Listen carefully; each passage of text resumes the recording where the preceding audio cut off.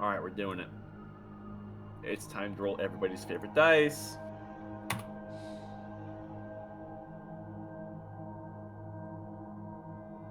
That would be a 5. It's Kia. Yeah. All right, fuck boys and fuck girls, buckle up.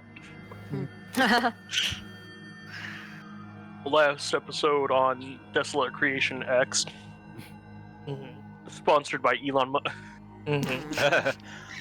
Forbidden.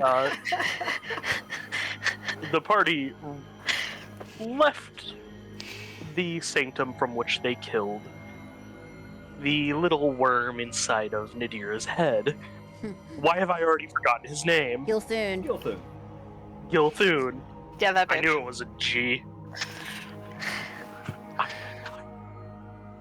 Anyways, after killing him, nobody left that little arena into a more abandoned area where they found some loot.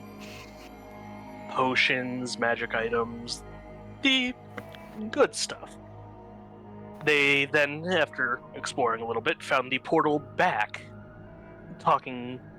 making our way back, talking to Ragni and being able to rest and heal and lick our wounds before reporting back to the Farseer.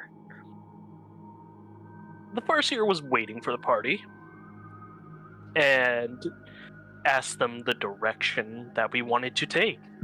We explained that we wanted to find Fulcrum, which upset them.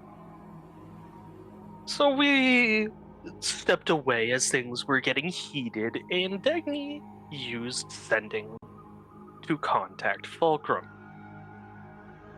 in which Fulcrum revealed that we needed to be a liberating force,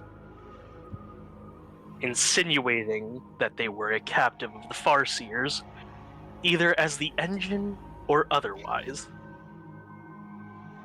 Upon being confronting the Farseer, a fight broke out between the two parties. Well, I say two parties, I mean the party and the Farseer. Spells were slung. People punched in the face. More spells slung. Before we came to a understanding to use the core, the cartographer's core. Using it, we defeated the Farseer, in which it freed Fulcrum from, if I'm understanding what I saw from the playback correctly, a captive inside the same body. So it would seem. And they're very angelic looking figure and features. And that's where we left off on last episode on Desolate Creation X. Very concise. Having hostilities with the Farseer conclude, the now Startographer would raise a hand very slowly, and there's a flash in her hand as your surroundings from the strange otherworldly environment shift back to the Sanctum of Farsight, where you lay in the center of the room, where the Farsight engine lay idle, and Fulcrum is at its center, just a stone's throw away from all of you, still a bit winded having survived the fight. You watch as her 4 angelic wings wilt down to the ground, and she nearly collapses to her knees as she appears quite exhausted, and she stares at the floor for a while, seemingly collecting her very limited energy, leaving you all free to act as you see fit.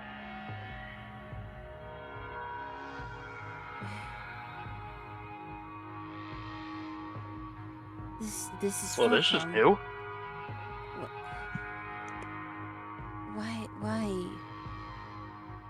Why does she look like that?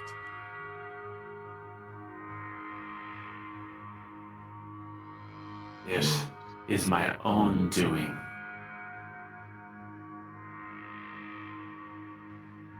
What are you? There was a time where I was human.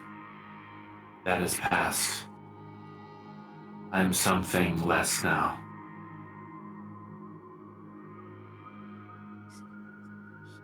You have wings. Why do you have wings? In order to connect more intimately with Helios, I took much inspiration from its machinations. I modified my body to an extreme, using the extent of what we had at our disposal as cartographers. At some point along the way, Helios judged me no longer human, ironically barring me from using the power I was trying to augment myself to use.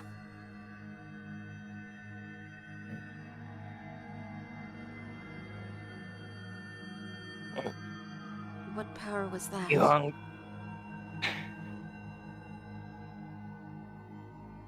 Although it was brief, it was the power of my once ascendant soul.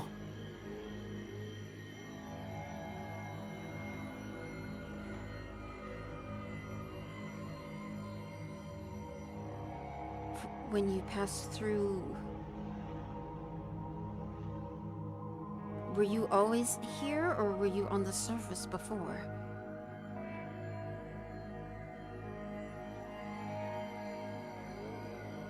I was on the surface during the fall.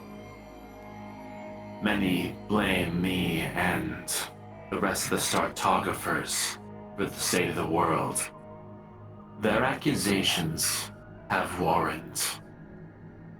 When I lost the ability to control Helios, being inhuman, I attempted to restore it. Instead, I created a fracture of myself. Fracture? The being you regard as the Farseer. She is my own creation. She is an extension of myself. And she is human. And like most powerful humans, she sought to control a heliostic structure. Myself. And yet she overpowered you. Yes. There was little I could do. Her dominion over this form is far greater than my own.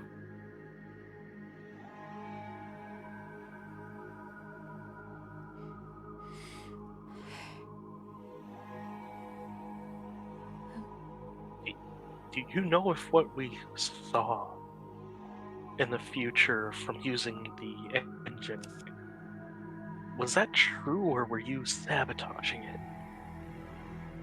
The Farsight engine does not tell lies. The futures you saw were authentic.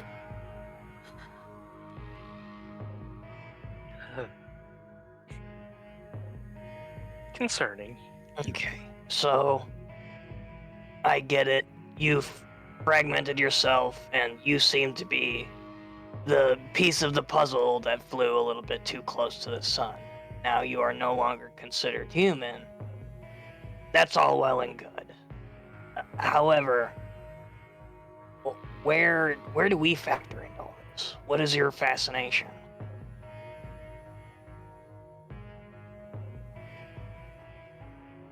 You wield an object that can help you. One that we created long ago. The core. You still possess it, yes. Yes, it was what allowed us to break you from the Farseer's grasp.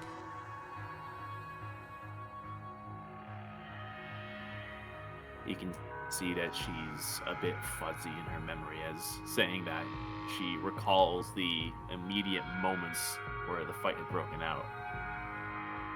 Seemingly having that small epiphany She raises her own hands, and there's a flash. And she herself spawns the cartographer core to form, where she slowly rotates it around and studies it, seemingly troubled by what she's viewing. It took a Well, Dagny? significant amount of damage when we were passing through the Well of Power. We think it saved our lives by protecting us. Yeah, we fucked it up pretty bad, though. This device very much saved you that day. It was never intended to wield that kind of power. I'm surprised there are not side effects. What could have What do you happened? mean side effects?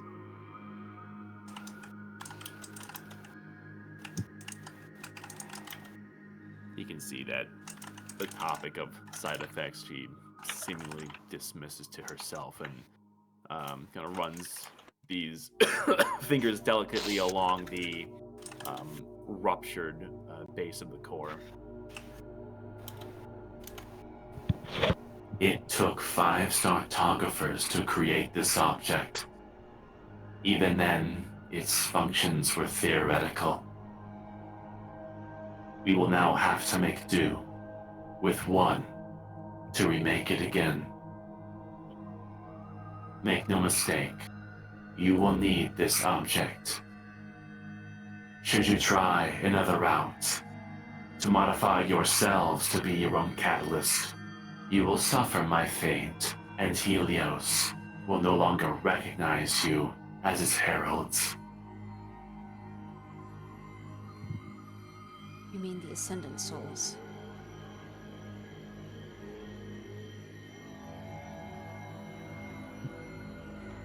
Not necessarily the souls. More so, how Helios will respond to you when you ultimately attempt to command it.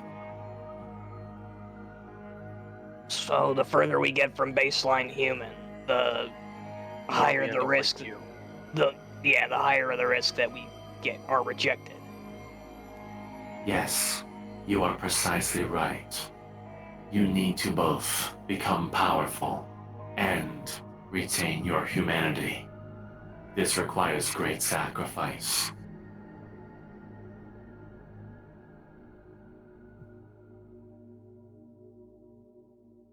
A lot of things just starting to make sense. Yes, How the Farseer's avatar in the first place was even able to summon it from us.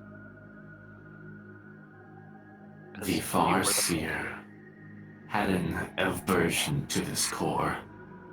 Although it is destroyed, it still has a spark for which I can extend my own influence. Given direct contact, you saw what became of her. But through a body she remotely controlled, she was intelligent enough to rob it of your grasp without suffering loss of control. A well-played move on her part, yet she still failed all the same.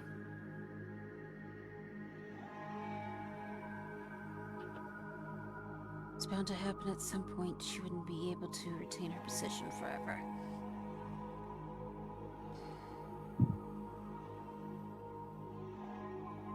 A question for the room. Should everything we hope for become achieved by your hands, what would you do with godlike power?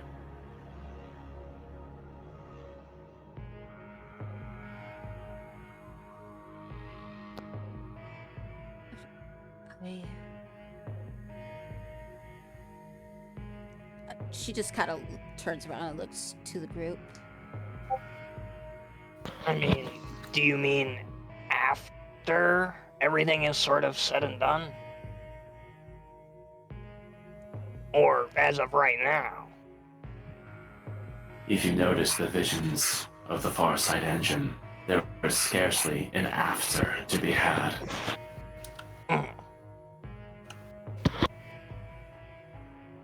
I suppose in more simpler terms, if the core is repaired and your ascendant souls are fully realized, do you have a plan on making use of that open-ended power? I mean, if it's possible to save Helios, I'm willing to try. Well, even if that is impossible, it would still prove an invaluable boon. I mean, we're going to have to at least temporarily disable the Angel of Death for a time. To basically buy us enough time to get off this damn rock. A sound plan. I have little more than theory to support your views. Very few have ever wielded this power. Either way, it all leads to controlling the great planet machine. Helios is careful in whom it chooses to wield this ability. And as she says this, the Farsight engine, you can see shifts, and you can see images of various pieces of Helios, the singing rings from over Highshire to these Heliostone pillars that touch the skies to floating stones. You can see there's all these features and even a few flashes of angels and even a few the interior, like the great pylons on internal Helios and the wildness of the uninhabitable zones. It paints a picture, and as Fulcrum goes on to explain, something becomes clear on the concept of controlling all of this. Commanding Helios. Among the greatest forms of power known to mortal kind is the ability to control aspects of Helios. In order to wield this ability, one of two conditions must be met. Be human and possess great power. Varying degrees of control will be achieved by mankind depending on their overall strength. A key example is the Startographers prior to the loss of their humanity. 2. Possess an ascendant soul. This energy originates from the Great Seal beneath Highshire. It appears to be both satisfy the criteria requiring great power and bypass the requirement of being human. Further, this power can be passed between creatures regardless of their humanity. Creatures meeting these conditions become capable of manipulating Heliostone structures. The exact limitations of this ability are all but unknown. Wow. That's nuts.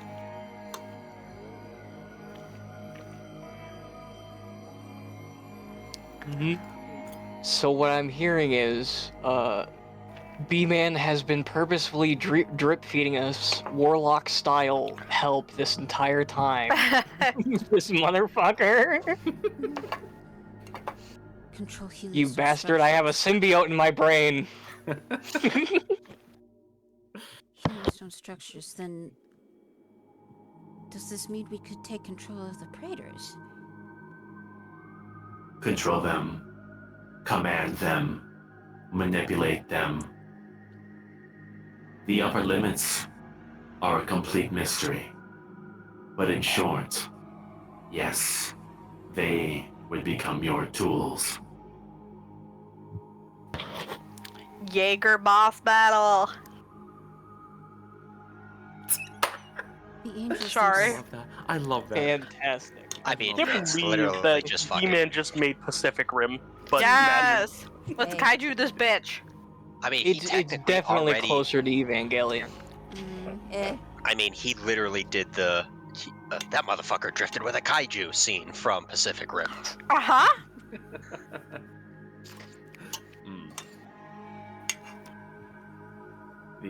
Well, I tell you what I do. Well, with godlike power, I would do exactly what I'm doing right now. Punch things. Well, yeah, bring ruin to my enemies and have a good grand old time doing it.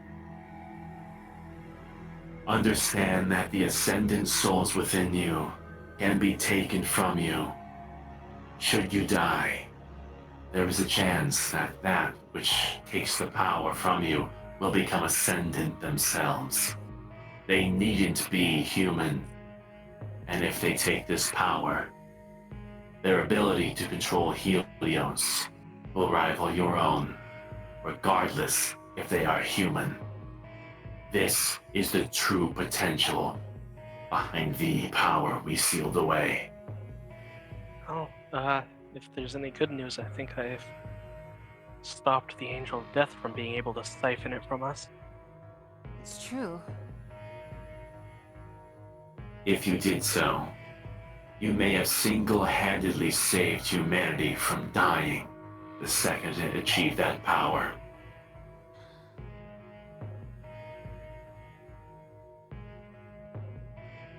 This is a fucking smug smile on fucking Arethal's face. Oh no, he's developing a This is savior 100% complex. going to his head. Big pat on the back moment right there.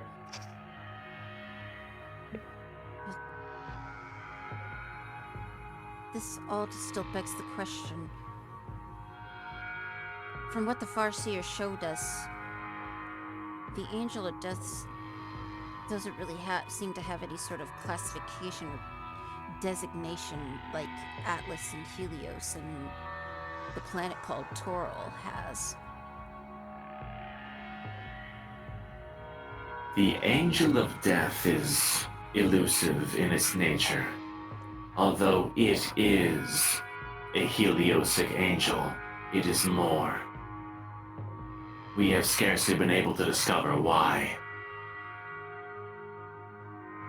Although the angels are very machine-like in their habits, the Angel of Death has always been more aware, seemingly capable of creating its own decisions, even betraying its own kind when necessary. For that, she has remained all but completely unpredictable. But understand, she does work against humanity. But she doesn't work for the gods. That would depend on your definition of a god.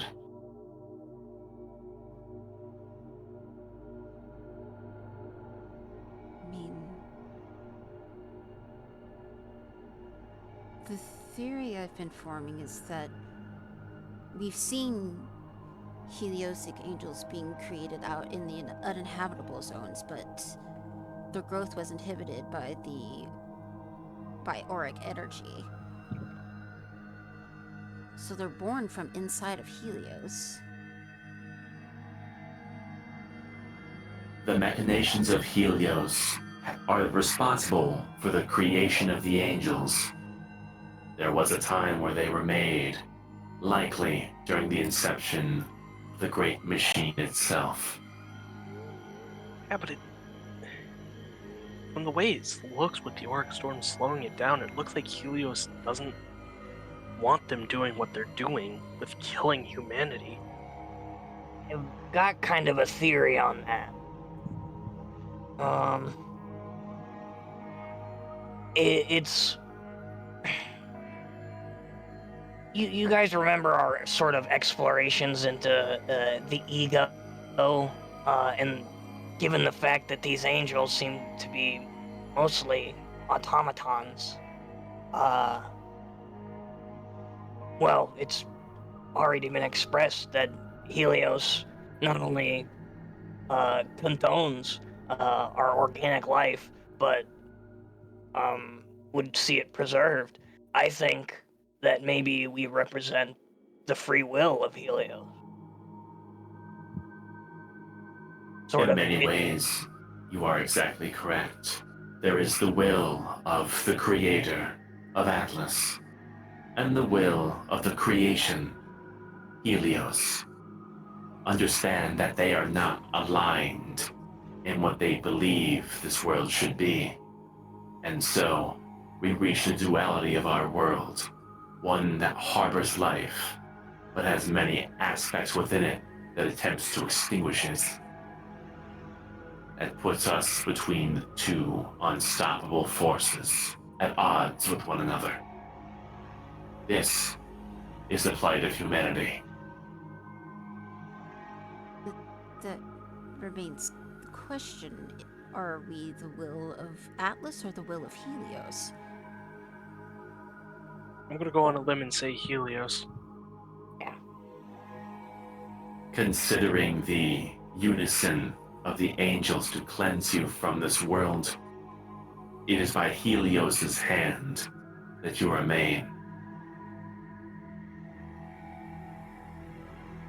The Farseer was saying that we came to this planet from Toril, but she never answered the question of how we got here. It is not certain if we truly originate from elsewhere, although it would explain the hostility of the angels, given we would very much be an invasive species. One thing is for certain, if the Farsight Engine's predictions are true, we must leave at some point.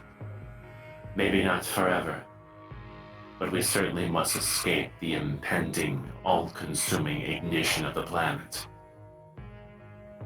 Alright, so generally speaking, the goals sound like beat the shit out of the Angel of Death to buy us some time, try to get the rest of humanity to work together to get off planet, and maybe come back? Does that sound like a basic wireframe low plan? A sound theory. Understand that your mission to repair the cartographer core and your mission to understand your ascendant souls is the same. One will feed into the other, and you will need both to wield the power to command Helios. What happens after we leave Helios? Do we lose our ascendant souls, or do we keep this piece of godhood power? To put it simply, I don't know. Thoughts And for tomorrow. I don't know if any of us can know until we get there.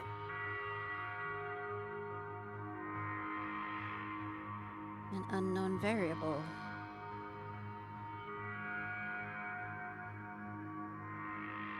To reel ourselves back into more pragmatic terms, we must discuss our next actions. There is still plenty of opportunity to repair the cartographer core, but things must be retrieved in order for this reforging to be possible. What must we do? For now, you may rest in the chamber adjacent to the Sanctum of Farsight. The Sanctum of Arcana, as it were, will have its faculties to restore you to full strength. I suggest you do so. You will need your energy. Afterwards, many components will be required to forge the core. The first is a creation deriving from my work. It is referred to as the Auric Fundamentum. Write that down, write that down. Writing it down.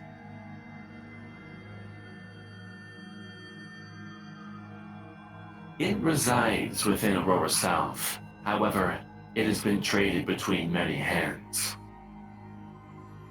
From the intel that the Farseer was paging through, the latest report is troubling, a bit contradictory to say the same. It seems as though the dead king, Narius Leandros, was the latest to obtain it. What? However, this report was merely 2 weeks ago.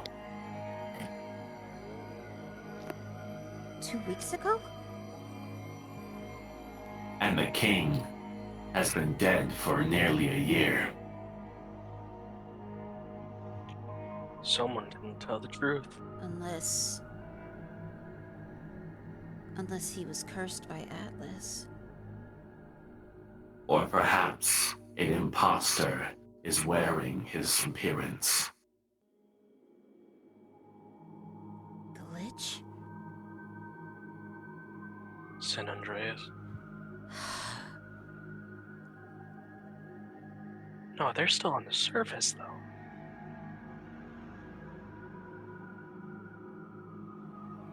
I wouldn't have made it down here, but if someone is wearing his face, it's either another Lich down here or a necromancer. Thoughts to consider. There was one final item. The Farseer was not killed, and she mustn't be killed. She is a part of myself. To kill her is to kill me. Her strength is weak, but in time she will reassume control. Much like yourselves, she has the human desire to fight to live. I would argue this was what impaired her judgment and coerced her to attack you in the first place. Regrettably, you must play along with her when she asserts control. It may be difficult, but should the Auroran Dawn discover that she is an accessory to a Startographer, they would have her head. That was actually what I was about to ask. Yeah, I thought we were totally busted. Okay. Because we're meeting with the king in 3 days. Will she remember the fight? She will. Yeah. There is reason to believe that she may be able to perceive this conversation now. I hope she knows that this wasn't because we don't like her, but rather for the survival of the entirety of humanity. It was necessary to find you. The fact that she tried to keep you prisoner. Well, there's also the she might have also seen this conversation using the engine and just didn't want to give up whatever power she had as her. Yes, but this core is the only thing that's protecting us. Regardless,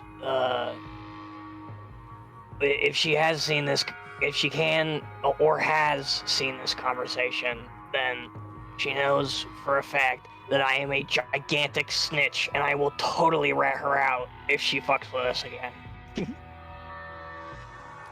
Perhaps the mutually assured destruction will keep both parties in alliance with one another. Yeah, something like that. Yes. Well, let's hope, because she's a direct line to the king, and we still have to meet him. We do. This is true. You will require his cooperation. You can see the Startographer then takes the Cartographer core and simply pushes it off into the air as it floats to the center of the room, where the Farsight engine completely fixates on it, almost as if it's beginning to study it and pontificate solutions for creating it anew. And Hello? and Fulcrum turns back. If there is nothing further, regain your strength, and then I will set you on the right road. Thank you. You hear a very distant flash coming from the far alcove, where you can just see where the summoning circles were placed, that one is being created. Within a matter of seconds, you see chalk being laid down in the circular patterns in the ground, where you imagine the way is open to back to the Sanctum of Arcana, where you can rest. Hello? Is my internet back? Yeah, you're good. Okay. I mean, naturally we wouldn't tell Ragni anything, but,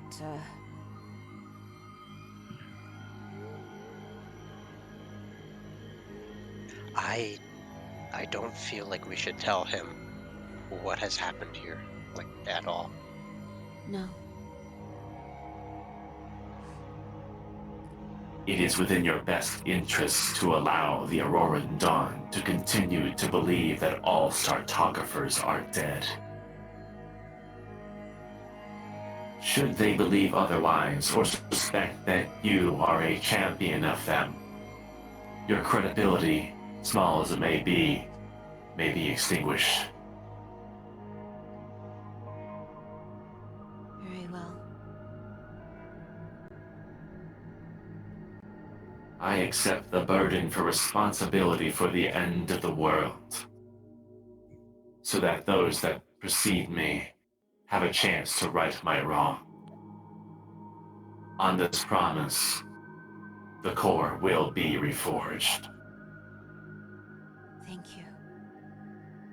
And you see she drifts off and begins her work, leaving you free to act. Yeah, It's nap time. yeah. Given that Cobweb has already slept for 8 hours, he's just gonna sit up playing board games with Tin Petty. And I will preface, I do have the awareness that a 1 hour rest in that chamber will constitute a long rest. That is within Ragni's ability. Oh shit! I forgot they have like the Dragon Ball Z space pods. Yeah. Yeah.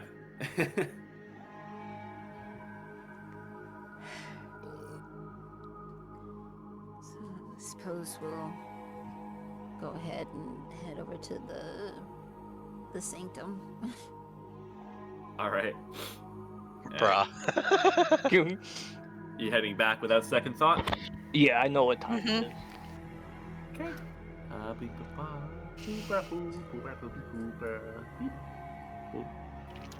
Yeah. Press some buttons.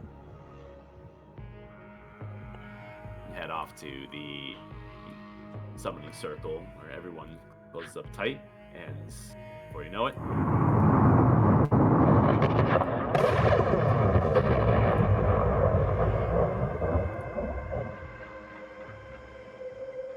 there we are. Kraken will just make his way over to the DBZ pod room. like nothing is wrong or anything. Like we just had like a tea or something like that. We just completely normal. Scrolling on by. Yeah, basically. Yeah. Boop, bop, bop, bop, beep. There we go. You can see that Ragni is not present. You can see the room is busy humming to life. There's flickers of radiant energy in the walls that are still doing something which you are not privy to, allowing you to move forward as the door to rest up is already open. Go. Let me check one thing here. Nadira, what's your passive perception? 19. That's pretty damn high. Let's go. Well,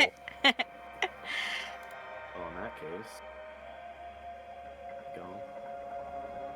You lay your eyes upon the inner cage where you can see the black void of a portal that follows through to the silent dissension on the external world. And you can look at this only for a moment before getting a cold crawl on the back of your neck, knowing that although you are free, this power does linger, being seemingly leashed by Arachne. You know that that book was a great source of power, and now it seems as though it's been disconnected from its master and is being siphoned to keep this gate open. It has many uses, but you can't help but ultimately question the safety of doing so. I'm not touching that fucking book, man. I learned my lesson the last time. I'm just gonna kind of walk past it, but I'm gonna do the constantly moving my body to maintain eye contact, walking backwards away from it kind of thing. Like refusing to not stare this book down. Yeah. A We've been book it through is too no much. longer, but the inky void just almost always rejuvenates this feeling of anxiety in you. A disruption to the peace that you've hard earned. So you skimper around it and quickly make your way to the relaxation area and try not to further pry. As everyone else does have easy access to it, where you can get a long rest if you're sitting down. Was there like a place to like wash up or wherever? I couldn't remember.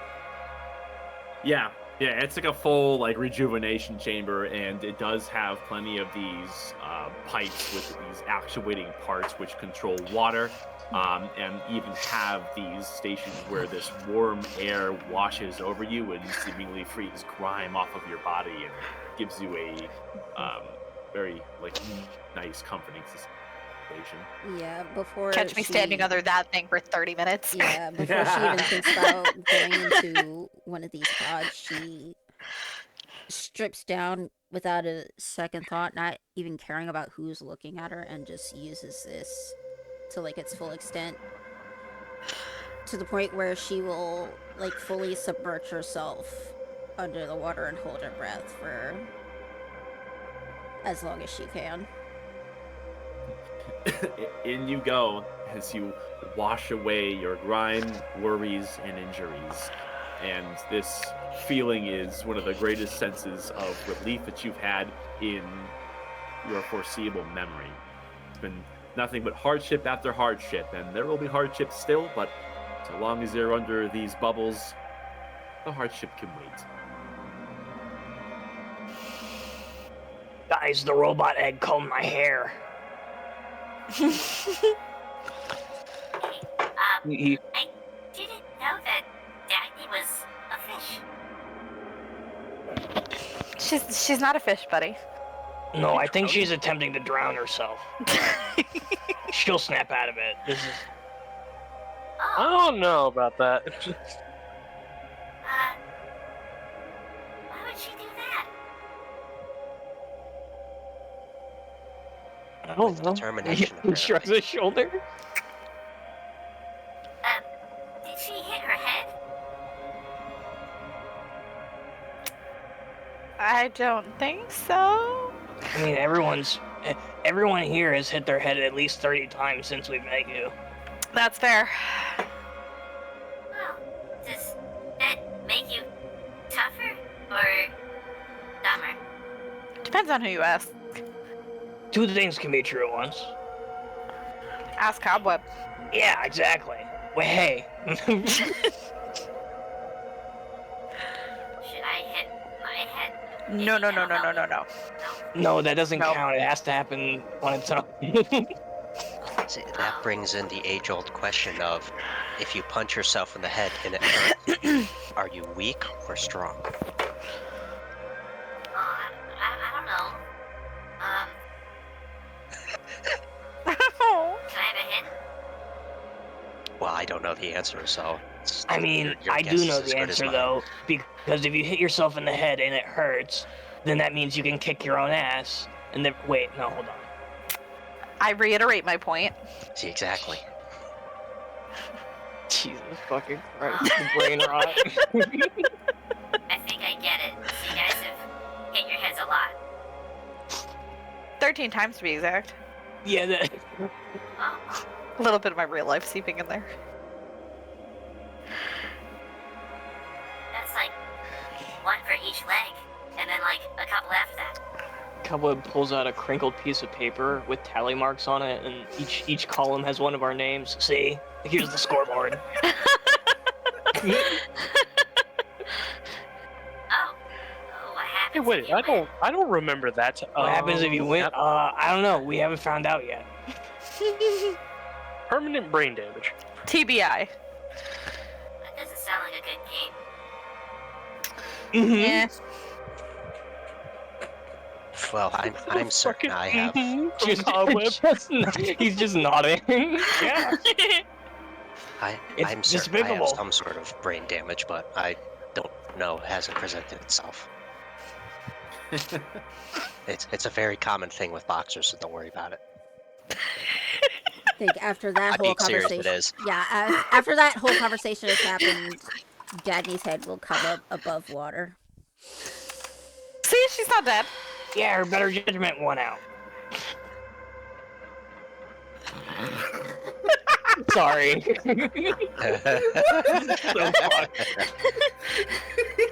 You're welcome. Is this the part where fucking Whip gets mind slivered? I can. Oh, God. Like you I say that, can't. but it doesn't even seem like she's paid any mind. It's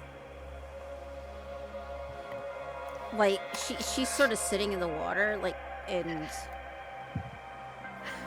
for a better use of the word, the lights are on, but nobody's home right now. Oh, it's me. Me, IRL. Yeah. No talking, bro. Oh, God. Everyone has a moment to get one needed reprieve. Even Silky, after being a bit hesitant at first, cautiously approaches one of these little vents that has this warming, soothing air that seems to dance throughout the air and has a bit of a shine to it. And you see that the second that it greets his legs, he jumps a little, almost with this excitement, and he fully leans into this as he does a bit of a happy dance, not really sure what to do with himself, but express the joy that this sensation brings him before eventually settling back down. Yeah, everyone does get a long rest. No. Go. Okay. And before long, you're ready to go. The hour would pass, but you find it hard to pry yourselves away from luxury. Although, with the door open, you can still see that black portal. As nice as this is, there's always a ever-present reminder of the hardships past and present. So, you ready yourselves to move forward.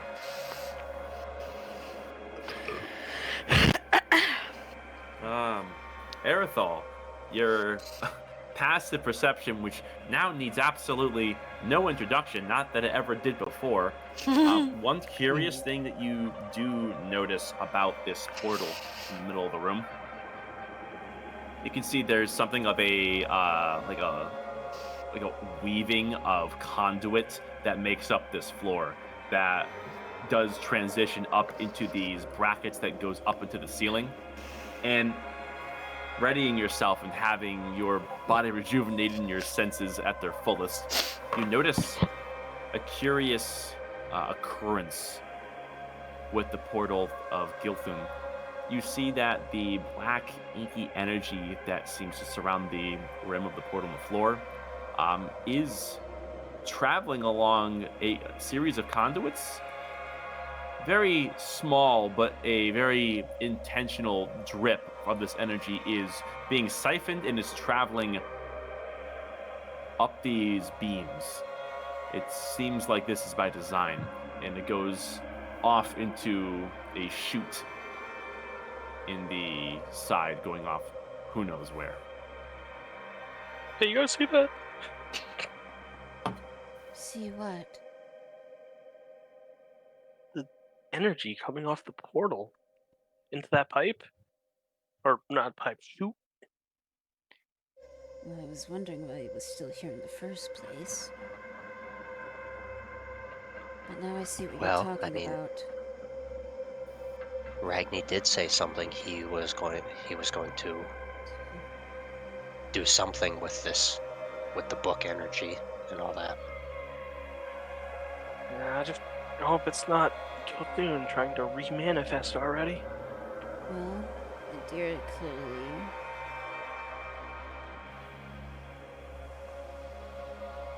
Quickly, check if Nadir has schizophrenia real quick. I do not. Um. I am a doctor. Okay.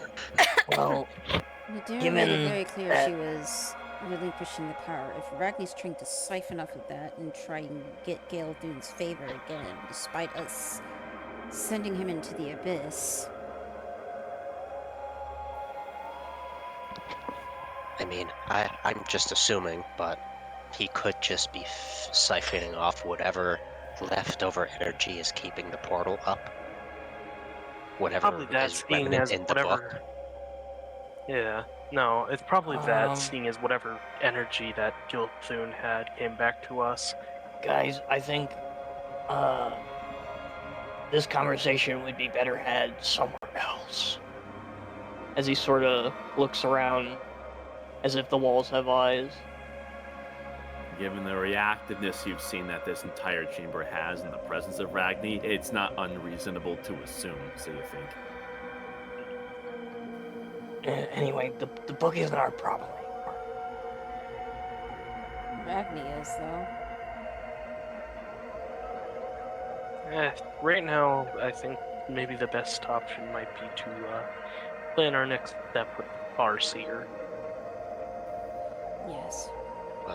Or at least lay low for a while, till the king shows up. Well, we can do two things at once. Yeah. Depending on how long it takes. When the Farseer told us she said it would be like 3 days. So. Lower that to maybe 2 days. Yes. Seeing the amount of time we needed to rest in the fighting. Well, then let's get moving. And Bracken will go back to the whatever portal takes him back to the engine. Gotcha. To be clear, when you had your discussion with the Farseer on the time remaining, she mentioned 3 days. That was morning time, and through the confrontation with the Farseer, the discussion with Fulcrum, and your resting, you'd say it's only about afternoon time, roughly speaking now. So there's time is still plentiful for you to spend. Good. Damn, we banished his ass to the Shadow Realm in the afternoon. Fuck. Now it's time to face our worst enemy. Free time. Yeah, fair enough. I mean,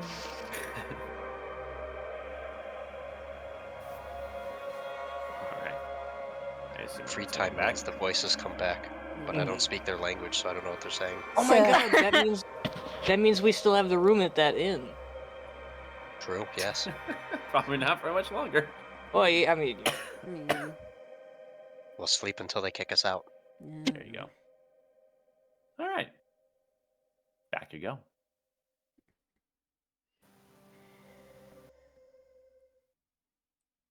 Go. There we are.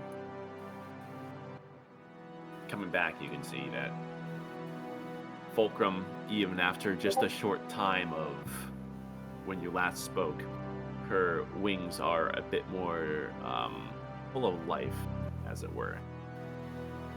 And these white wispings are coming off of her and are seemingly floating in a non-existent ethereal wind. And her almost pale white skin is glowing a faint, like a faint white light, very soft. Despite her claims, she does have this angelic complexion to her that is undeniable. And you can tell that however she did figure out how to modify herself to be like this, it must have been heavily inspired by the angels to both be a indestructible machine and something that can act on its own accord.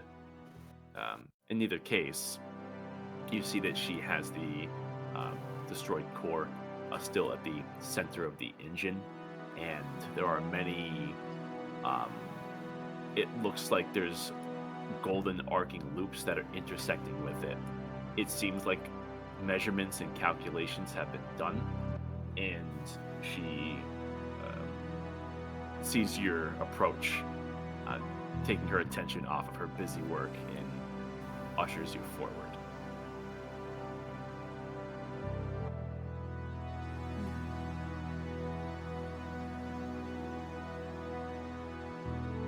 A quick recovery.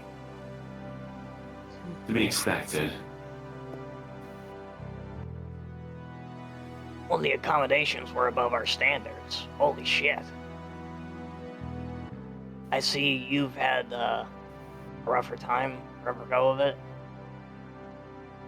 I have. It is difficult to say exactly what we will need until we have the auric fundamentum in our possession. However, in addition to it, it seems we are going to also need a supply of cosmic energy. Cosmic energy. How we will achieve this retrieval is not yet clear.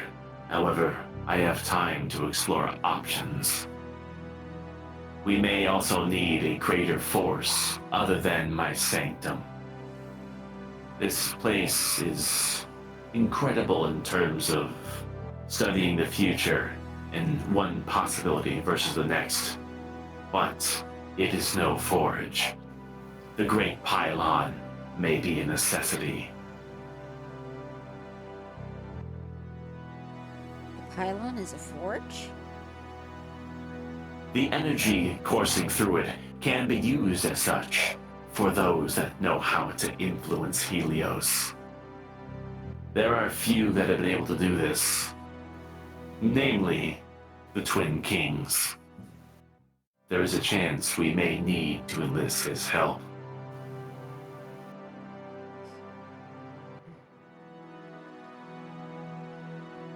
We had glimpsed ourselves that we would be talking to him. Maybe this was what it was about.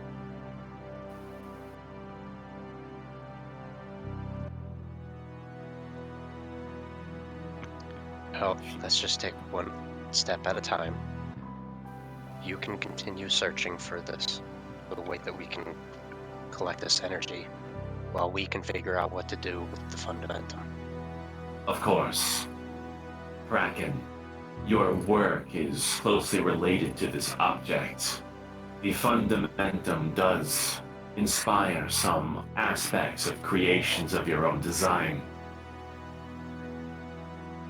Correct. I was pleasantly surprised. Great minds do think alike. I have scoured for further reports, but there's little to go off of.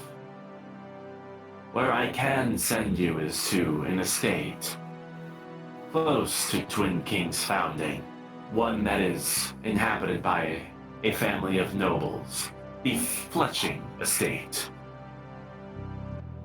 It seems there is a connection to those in the estate and this supposed new appearance of King Leandros.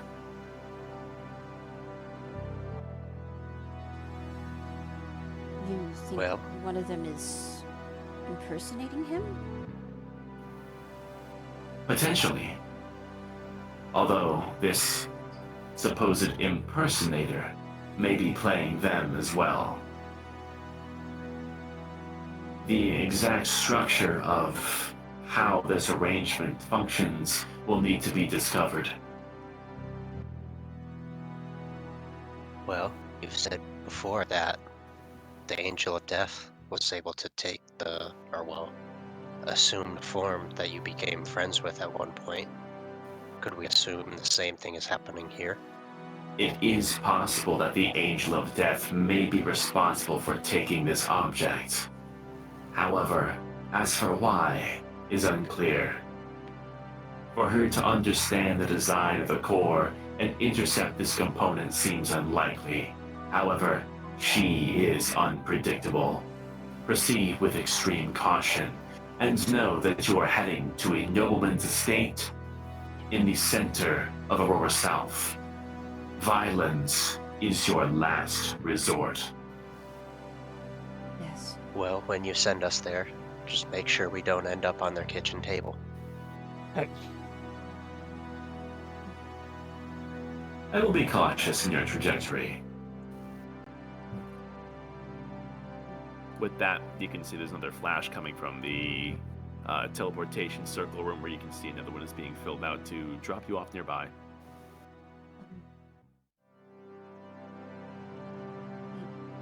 From cave crawling to rubbing elbows with hoity-toity nobles. I mean, Cobweb is moving up in the world.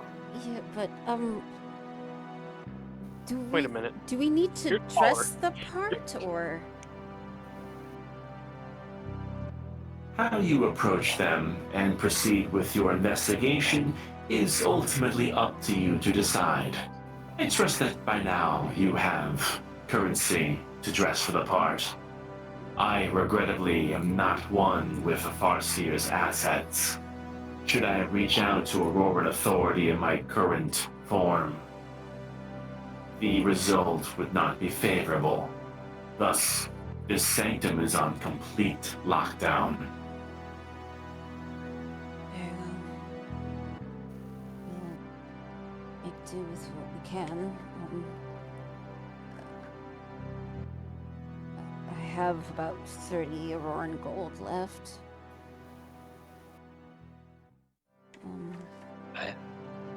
I have an amount.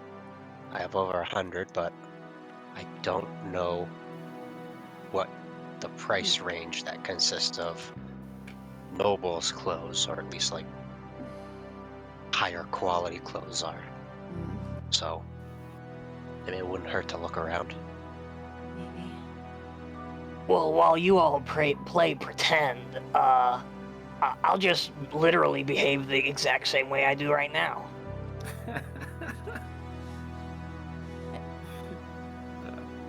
Cobweb.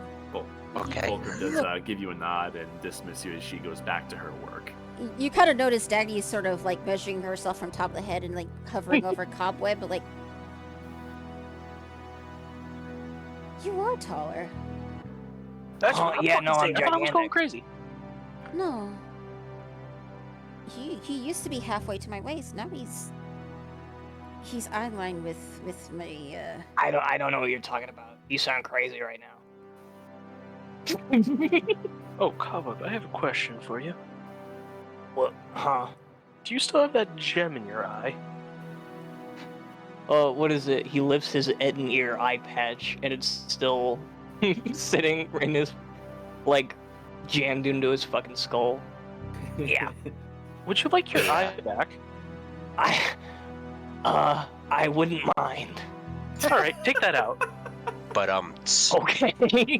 And I'm going to take the 1 minute to cast Regenerate on Cobweb. let's go. I've been meaning to do this for a long time. Just finally have the power to express it. You can see, what is it? The eyelid has basically been completely annihilated. Oh, But- that's regrown, by the way. Yeah, no. But it sort of closes around the scarred over tissue, and eventually his eye just sort of slightly opens, still sort of sensitive to light. Holy shit!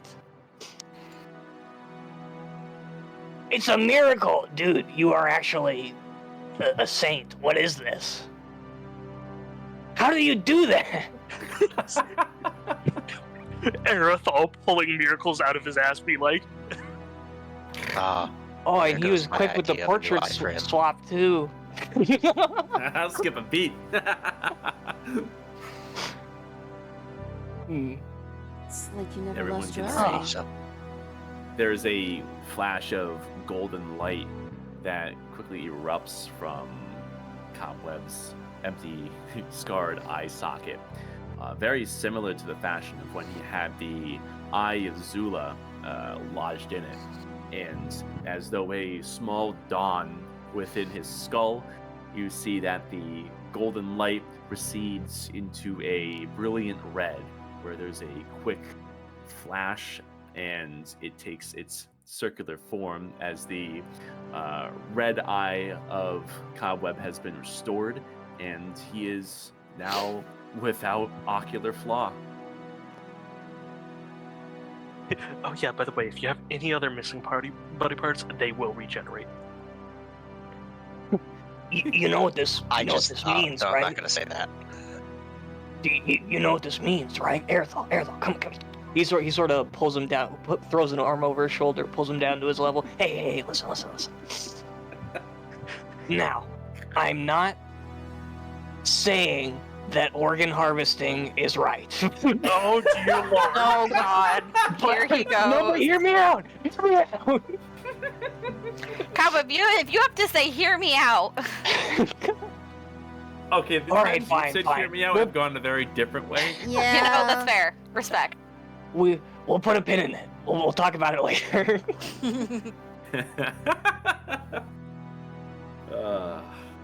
Well, we All right. So would you, if you do need to Mind check you, off that please one on be the Geneva teleported now. checklist. Oh my fucking god. I've made the checklist. I'm just waiting until we get a bingo. Oh yeah. Aerithal, gain a point of inspiration. That was pretty cool. Yeah, If, I've been waiting to do that. I've been wanting to do that for a while. now I can't make a cool new Yeah, I just mechanical eye finally got for the him. 7th level spell slot I needed for it. The eyes of the Runekeeper restored once more. Depth perception. Oh Level my 13 god. ability. How many times has Aerithal essentially given you eyes? This is like the second time, basically. Yeah. Fuck. Okay. Alrighty, now Mr. Fulcrum or Mrs. Fulcrum, so, ma'am, may we please be teleported now? Oh, the circle has been ready for several minutes. Oh, it was You a are about to circle, walk to okay. it. Yes. Head over to the circle. All right. Yeah, same deal. Go. And you can see that the way back to the founding is open. And you trust that that location was very purposeful, given that not many people go up there. And having a open door into the Sanctum of Farsight right now would be troublesome if just anyone could get in. Yeah. You can see there is calculation behind that. Mhm. All right. And with that, everyone files in once again, and of course,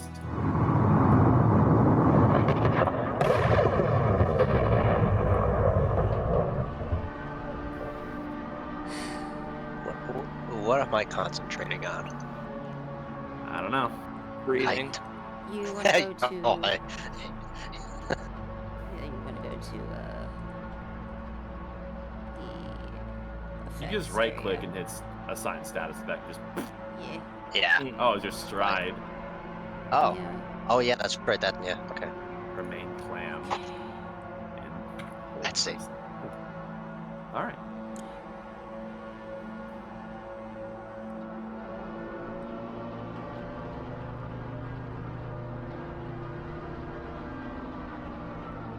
Also, sorry for all the memes. I'm in a rare mood today. I don't know. You're No, good. don't apologize, man. That's No, good. you're You are good. shitting gold tonight. Yep. We need someone for comedic relief, and you're it. Yep, This pretty was much. Oh, that's as far as we can go on this map. Yeah. Off everyone goes. We leave Aerithal in the room. He's in timeout. He's- In his little pie square. As he sits there contemplating organ harvesting. God damn it. Cowboy, let's do it! Oh, fuck. Well, that's You son of a bitch, I'm in. An organ a day keeps the doctor away. God damn it. Tell my sister that. Cha. She'd have 4 doctors gone. There we go. Beep. Boop. Heading back into Aurora South, there is a breath of fresh air waiting for you.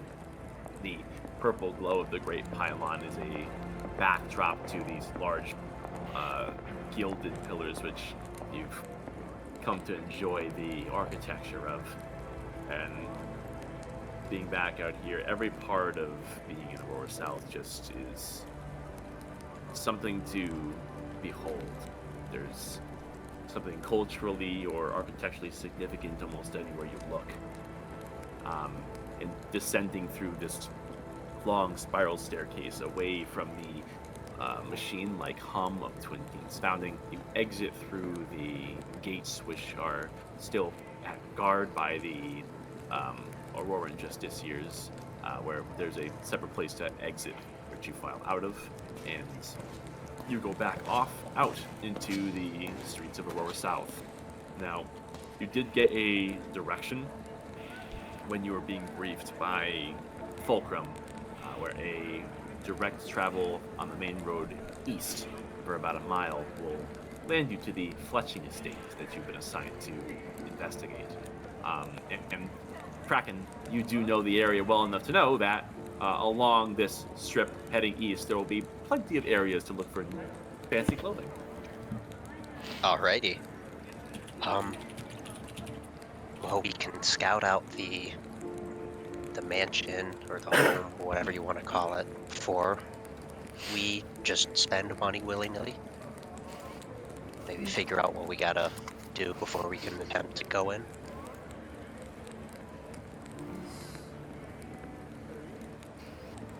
I suppose scouting it would be the better idea. This would be a first for me. I've never really done something like that before. Well, I'll tell you what. I'm pretty sure that my swagger could pass me off as a Lord's Knight. However, you all are going to need to focus on your wardrobe, especially you, Nadira. You have a sort of woman of the woods vibe going, and it works. It works for you. But it's, you know.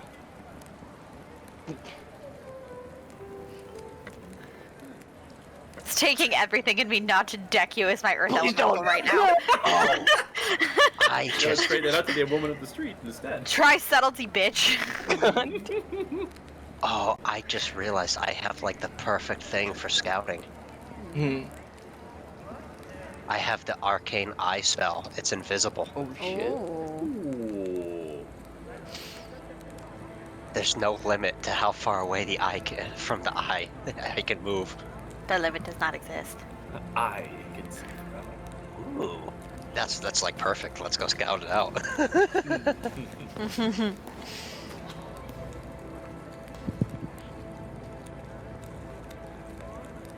we go. So what'll it be? Are you using that eye, or are you just looking around for an Well, action? well, I would assume. Moving forward, everyone can roll perception. We'll start with that. Yeah. But I would assume that we just go to the house and I'd like round a corner, cast it, and then send it around. Oh god, I would love to click perception if there wasn't a dice over it. Oh.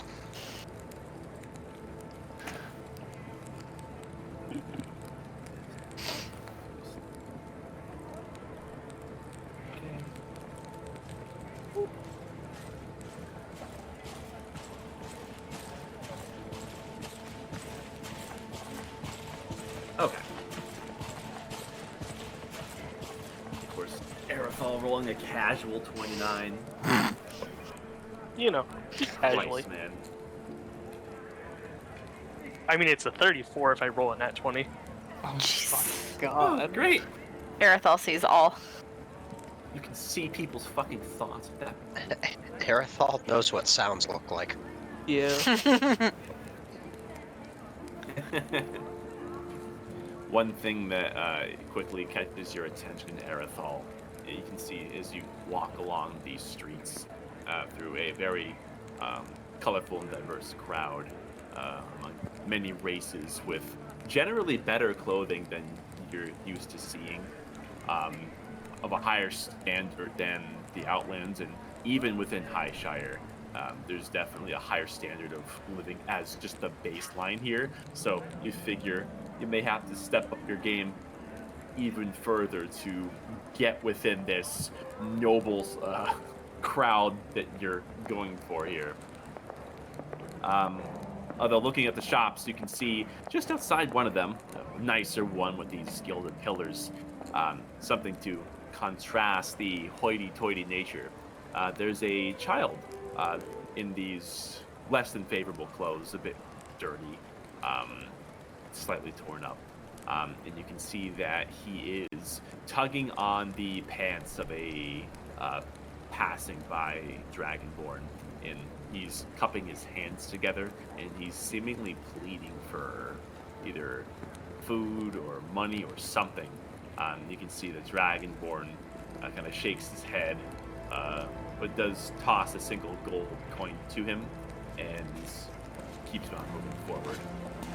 The child kind of squirrels this away between his pants, and you can see that he hops and skips to a different part of the road, a few paces downwards, and begins the routine again, asking for handouts.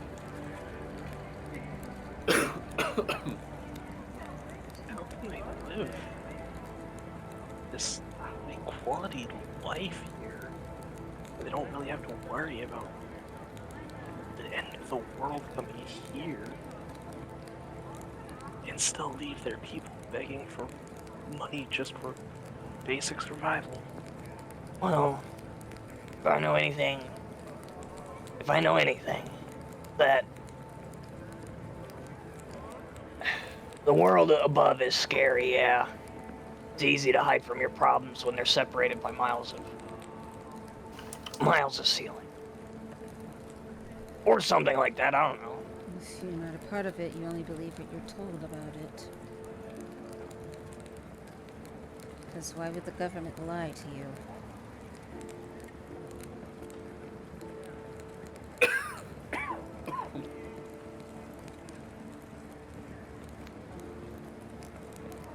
The fact there's still poverty in a place that looks as opulent as this just tells me it's just as corrupt. Well, only a utopia will not have the poor. Any type of civilization will always have the unfortunate. Oh man, I have the urge to do something like this, but it would definitely be discovered, so I would. What, punch the child to see if he's faking it? No. I was gonna go over and be like, here, you could try to sell this, and I was gonna place the extremely fucking cursed Eyes of the Forgotten ring in his hand. Oh my god. The one I got from fucking Sorceress. Yes. It's before long that this child, you're slipping between a few crowds. Cobweb, with you being of a lower stature, there's a very gentle tug on your plate armor, and you see that the kid has closed the distance and is getting your attention with a something of a pathetic look on his face. Hey, sorry, you look really tough, and I'm just looking for some cash, whatever you can spare. Just try to keep the belly full, you know?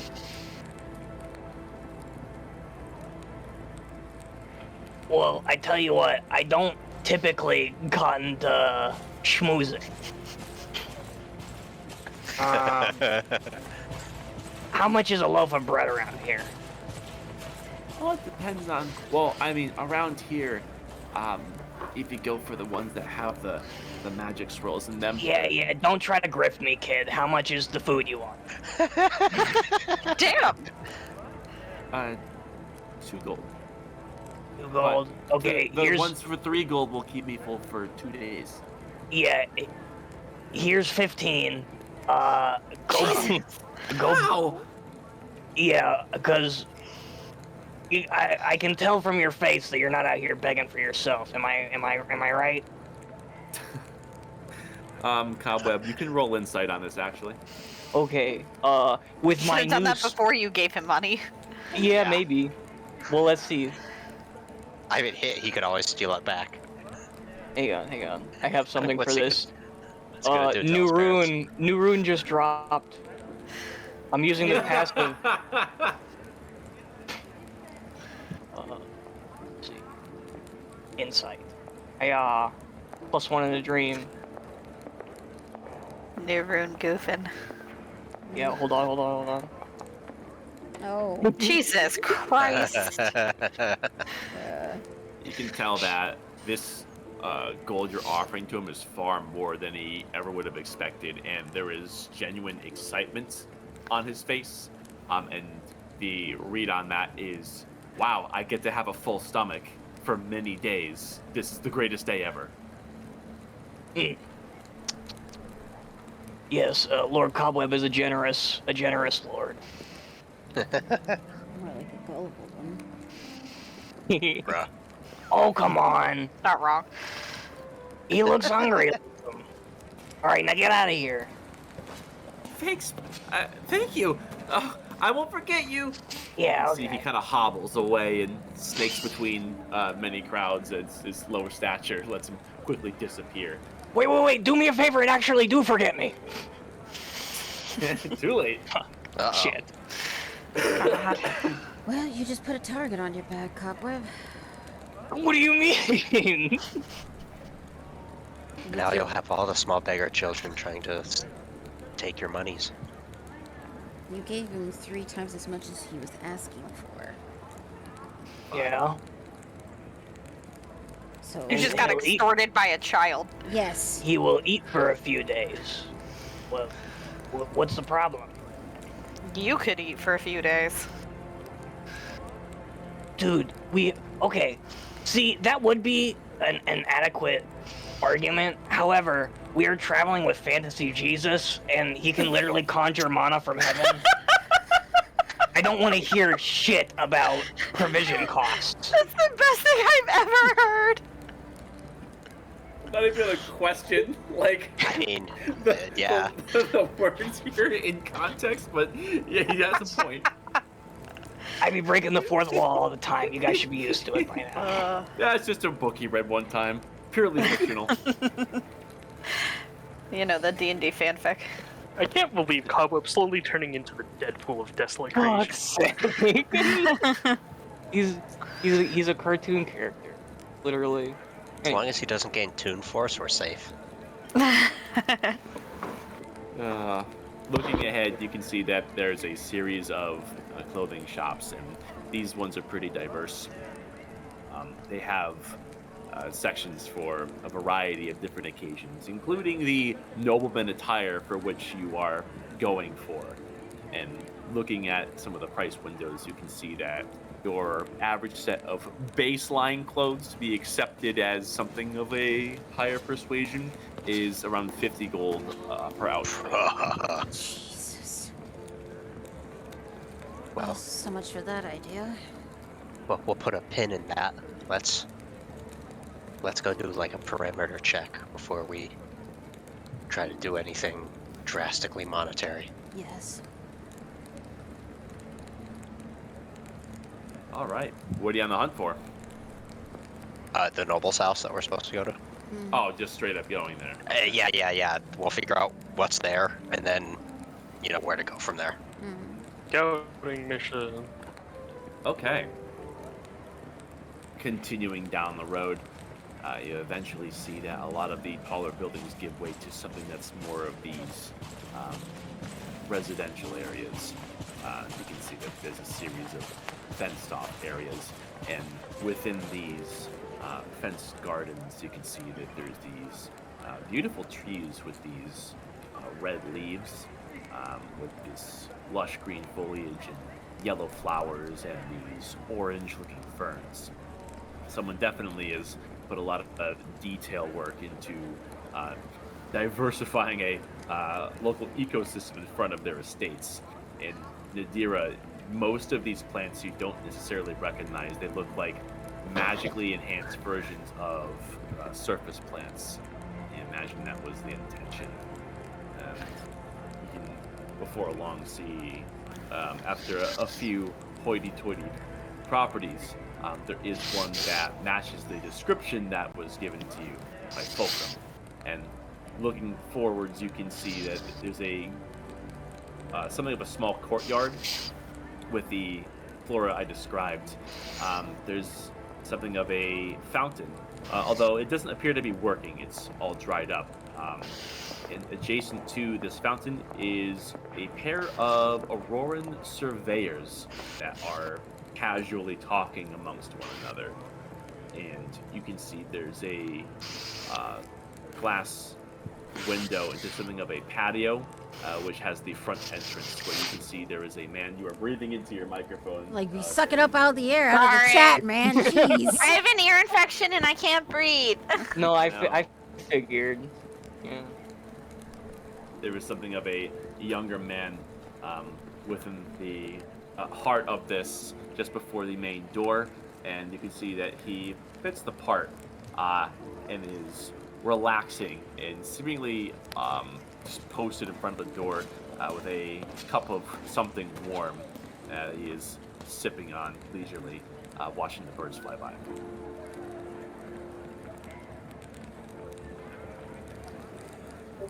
Are we close enough to hear any Alrighty. sort of conversation, or? He's currently not speaking to anyone. However, the Auroran surveyors are chit-chatting with their garbled vocoders. If you get closer, you may be able to decipher what they're saying. Is there like some outside seating around this area or something like that? Even if it's like a little cafe. Surrounding the fountain, directly adjacent to like the glass entryway to the building, there is some seats. Although that is the area the surveyors are currently posted in. Okay. Although you could sit on the raised garden walls, but you risk trampling some beautiful flowers in the process. So proceeding with Okay. caution. There goes my Assassin's Creed blending idea. I guess for the time being, if we are in front of like that noble's house and everything, Kraken will reach into like a little pouch, pull out what looks like a marble, and flick it up in the air, and do this. Oh. As it turns invisible, and then I want to send it off to the noble's house to see what I can see, like through windows and stuff like that. Okay. The stealth. Because it can just go. There's no max distance. Meant to receive visual information from the eye, which has a normal vision and dark vision for 30 feet. Okay. I will entertain this for a second here. Let's set this up. Go. It is invisible. It can pass through any opening as small as 1 inch in diameter, and it's 360 all around it for sight. Okay.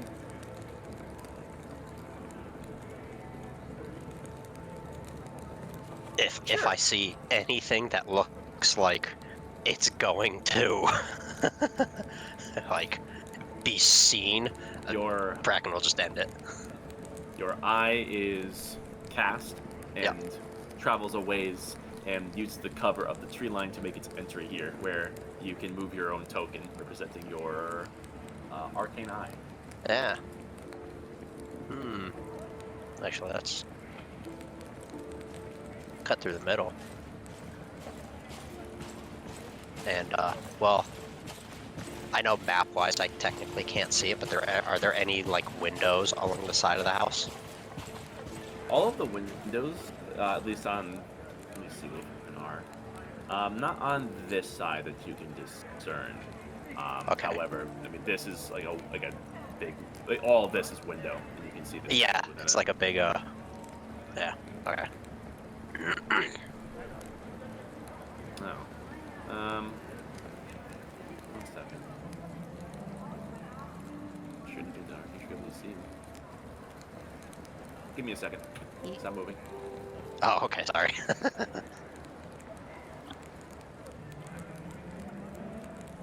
Can you see within like this? I see a black rectangle. I don't What, see it- anything in it. Oh, you know what? You don't have, your new character doesn't have shared vision. Hmm. That's why. There you go. There we go. Nice. All right. Yeah, Well. when people die, I have to do that shit over again. There we go. You're good to go. Okay. Well, he doesn't can't hear it. It's only sight, so he's just gonna keep going. I guess. Right. You're not gonna catch any lip reading No. with these guys. No. It's just sight. But that was the point of me doing this. I wanted to like look through windows and everything. Okay. Yeah. So you can see I there guess is it's just gonna a- keep circling, looking for windows. There is a window here, Yep. which does allow you to peek inside, and you Ooh, can see hello. that there is a nobleman at a desk that is writing within a ledger book. Okay. You can see there's something like a main foyer of sorts. Yeah. A business office. Okay. Just is gonna keep circling, looking for windows that I can see in. All right. You look around, Ooh. you can see that there's There's an open entrance door. here. Yeah. And it leads straight in where you can see there is a decadent piano. There is these statues that are beautifully made, a relatively clean rug, and a marble floor. This definitely is something that is a bit more hoity-toity. Honestly, the biggest thing is the fact that he's just got a fucking. It's not an open door. It's just no door. Yeah, this seems like something more of a business estate that it's designed to handle a lot of in and out company. Okay. So let's before I go in and trigger any kind of like alarm, just keep going along the side looking for windows. Okay. Let me see if there are any. You have some windows that are here, but they are Okay. drawn to allow for darkness. And moving along, you can see once you get to here, there is yet another window that lets you see inwards, which you look, and you can see that there's some company that is sat here. And you recognize this figure, Kraken. He is not necessarily a celebrity of the site, but he is a bit more well known. This is Big Kogan, and he is something of a voice of the people. And he does air many interviews that he conducts with people who are famous and unknown alike, expressing their opinions on worldly events. Seems to be Okay. having a conversation with this fella. And then I'm assuming this is some sort of like recording device. I guess you could Or say something? that. Okay. It was Whoa. hard to tell. I couldn't zoom in anymore. That's something I want now. Luke Tavern, I see what you did. It's like the girl with the clockwork heart. Is this entire building just one single floor, or is there upper floors too? Let me see. There is an upper floor. Okay. One Then, upper floor. That seems to be a bit smaller than the first floor. okay. If there's any open windows, I'm just gonna go try to look for them. Okay. In shorts, why don't you make a perception roll? We'll sweep the whole second floor here. Sure. Nice. Oh yeah, let's go. Oh yeah. It looks like the second floor is a grand total of a connecting hallway that ultimately leads back downstairs, and diversing off into 4 rooms where there is a second floor patio. 2 of which have their curtains open that allow you to look inside, and they're very similar to each other. You can see it's something of a more high end to be expected, and both rooms have a desk with a series of parchments, scrolls, and small provisions that are tucked away neatly. It looks like this is something of a staying area for those that visit this estate on business, where you can hang your hat and prepare ledgers and more clerical work alike. And with your 20, nothing seems super out of the ordinary, although a lot of the parchments that are laid out you would be interested in, but from the glare of the window and the limited range you have just looking in, you can't see anything telling. But they are all Okay. empty. And then you said he's interviewing. He likes to interview like lesser known, quote unquote, important people. So Big Kogan, as you know him, he likes to get it all, but he does like to favor kind of the little guy. And with his recording device as you've surmised. You get the idea that he's definitely taking the word of the people for current events, because there's a lot to talk about. He must be very busy. And then I don't recognize any of the other people I've seen so far. They're not familiar to you, no. Okay. Then in that case, actual Kraken will turn to the rest of the people, the rest of the gang, and is basically just saying what he's seeing so far. And then, should I, with that open door, should I send the eye inside to take a look around? Yes.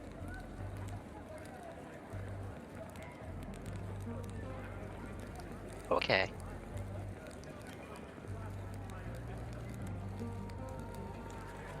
Okay, and then, I don't know if it was drowned out or anything when you were reading the spell out loud, but like, if there's at any point it looks like somebody sees the eye, Kraken will just end the spell immediately, and then just like a marble, I guess, would just fall on the ground. But he will keep low to the ground with it and kind of like flit around so it doesn't make a sound on the ground or anything. So when the spell ends, the marble drops and becomes mundane? Is that what I'm hearing? Yeah, that's just like flair for the spell. I think normally it just conjures, but because this is Artificer, they Right. usually use trinkets and everything like that for it. Yeah, we'll say you just found a marble. Yeah, basically, yeah, just a marble. Okay. Yeah, if nothing's triggering, I guess he'll go over here and like float above the what he's writing down in the ledger, not like directly in front of it, like a little higher up, out of the way of any like accidental like flailing of arms and whatnot. Okay. Yeah. This guy is taking inventory, and a lot of what he's writing down within the isolation of this room appears to be a list of parts. And you're an artificer, and you've worked with synthetic material before, and this is definitely something of that nature. A bit curious, actually. These parts are somewhat advanced just for trade work. You're not really sure what it is that these guys do for business, but a lot of the parts that are seemingly being tallied here are in something of a cipher. Let me check your languages. I mean, I would technically, I guess, common would be whatever, like Auroran, but it's common, Draconic, Dwarvish, and Gnomish. Okay. You can't make out details, but there's definitely something that is biomechanical in the way that they are taking tally of some things. But again, like, it's all in a foreign language, at least like the juicier details, you think. But like, out of the stuff I do understand, I could, with Kraken's line of work and everything, he probably gets some of the materials like, oh, I know what that is. Oh, I've used that before. Okay. So that kind of helps. So he will, the eye will continue moving on. Okay. And You get to that about was that there, room and there. Oh. You can see that there's a stirring that was coming from there. The movement of shadows as you see something is entering the room. Oh, a big dog. I guess the eye will float to the ceiling. Let's do a roll.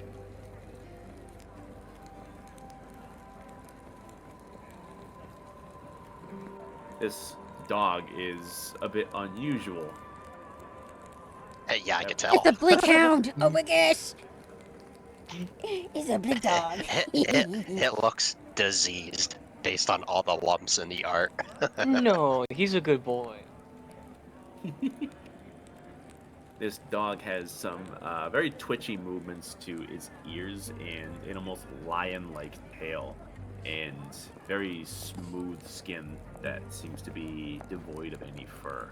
And it seemingly was taking a nap in this foyer it came from, stops, sniffs the air a few times, and you see it bare teeth.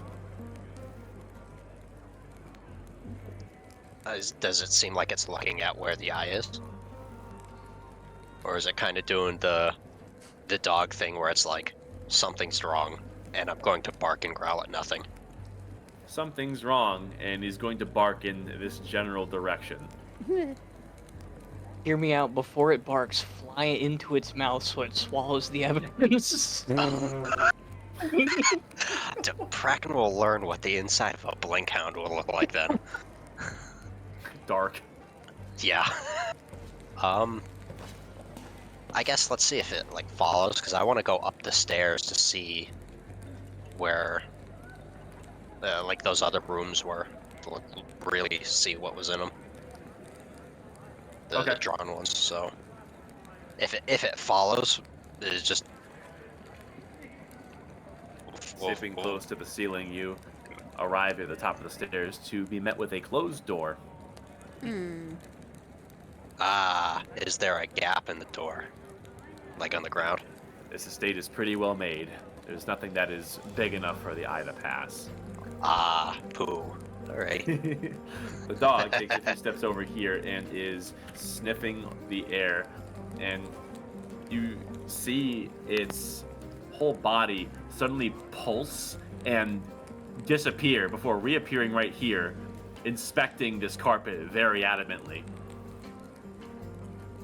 Alrighty, well, it can look at the carpet. Its thrashing of tail and its cautious movements, you definitely think it's onto you. Yeah, that's fine. If anything, they're just gonna be, oh, the dog found a marble. Doesn't look like there's anything important in that foyer. We'll go up over Nya. And I guess going in there probably. Does it look like they're holding on to any like paperwork or anything like that, or are they just doing just chatting and shooting the shit sitting down? They're in the middle of a conversation that's quite in depth. As you can see, this slightly older gentleman, a few scars on his face, definitely has seen some years, but has youth in him still. Is just yammering on. You see Big Kogan is listening very intently. His expression on the token's pretty one for one. He's just like hard focusing and just slowly nodding in admiration of what's being said. One thing to note, however, this little construct seems to be focusing on the noble. When you get closer, its head does kind of tilt a little bit. Right, what about up? Right, what about up? Let's go this way. And if possible, go up these stairs, I guess. Let's close door again. You've met your arch nemesis. Closed door, part 2. Closed doors. Okay. Then let's just a fucking barrel room, okay, with a... You can see, for as noble as this place might be, they got a slight infestation taking place. You think that's maybe why they have the dog? Okay. I don't. Unless I can somehow like get into the upper floor via window, I don't think I'm gonna get any more information. So I guess the eye will just leave.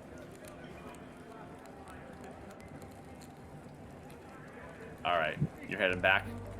Yeah. Let's go over here to see if anything. Like hide by the tree and see if the guards do anything. Kind of just like hang around for a bit. The guards have kind of taken a seat at this point. They're very relaxed. Okay, so they're probably like personal guards for the big guy. Yeah, you know that while there generally isn't any authority that's lended to civilians, you think that there definitely might be some form of arrangement between this family and the Auroran government, where they may just be friendly with these surveyors. Hard to be certain. Okay. Then I guess the eye will go back to Bracken, and then cool. He will. I guess let's just keep the spell going, considering it kind of just sees for. I'll keep it going for the rest of the hour. Just just to see if anything else catches or whatever.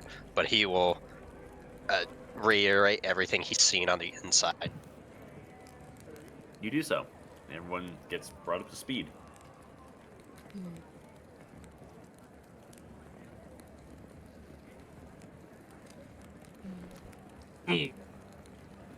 Okay.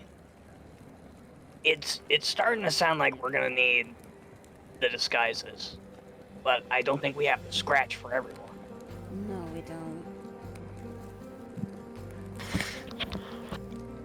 Well, that did it look like that letter, the thing in code, was like being sent off, or was that like a personal thing that he'd like tuck away in a book somewhere? You think it could go either way? Well, I could pass for hired muscle. Kraken could probably pass for a lord's assistant or advisor or whatever.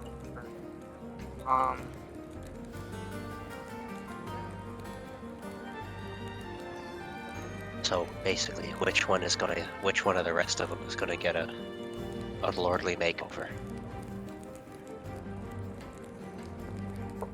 Okay, guys, rock, paper, scissors now. What? Rock, paper, scissors. You've never played Boulder Paper Shears? One. Alright, how do we want to do this? If we're really gonna do it this way. I say flip a coin. Flip a coin? So what we It's could do, essentially the same deal. what we could do is just roll a d3 and just assign Yeah, whoever a number. Alright. I guess we'll do it the way it's... Do we want to do Aerithol 1, me 2, and Nadira 3, or... Sure. Yeah, why not? And this is to decide who else is Who getting gets dolled the up? makeover? Yeah, Yeah. Alright. because we probably only have enough money for one person to really set it up, right? And then Yeah. what happens with the rest of us? Like, we're just gonna stand outside, dick around, circle jerk? Hey, I mean- like, problem when it comes to me and Well, Dag. the alternative is we make some money. I could probably fence the Dragon Ball right wall pretty easy. Don't me and especially Dag now that we're still in have the open wound situation. I thought like out of character, I thought those got healed up, kind of. I kind of Like there's still a scar, but I thought they got healed up. Oh, what Scar's referring to? The wounds that Aerithal and Dagny got from the Angel of Death, and how they're kind of open wounds. Yeah, they never healed at all. Yeah, Um, I In fact, literally you just need to had you constantly sticky. You need to constantly dress it, or it oozes blood. So Like, yeah, I literally just had you stitch No, it so that it's not, like, heavily bleeding, so... Yeah. so that It's manageable Nadira is now. gonna go. You got like a handkerchief you once in a while. Great! Like, freaking Le Chiffre just pulling out the thing and dabbing. Significantly harder for Aerithal to do. Yeah. So with that being said, out of all the people who look like they can get a makeover, it would be Nadira because she's the one without a gaping facial wound. Yeah. Woohoo! We are going to play Barbie with Nadira and dress her up real pretty. Okay, but wait though, what is our story though? I don't know! So what kind of like business did it seem like? All you do know is their ledgers described working with, like machine parts, like advanced machine parts, borderline like Warforged parts, which is curious because they generally that line of work is discouraged, save for your work, Kraken. Oh, I have a But different other- idea then. Yeah.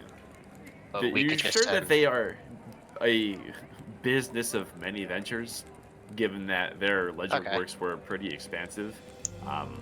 So who's to say? But yeah, open-ended.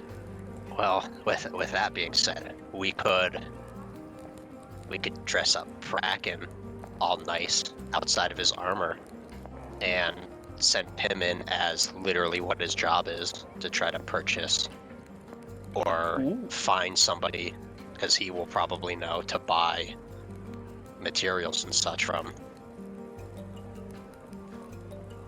Well, yeah, but I don't see why you couldn't still do that on behalf of I mean, again, we want as many boots on the ground as possible here.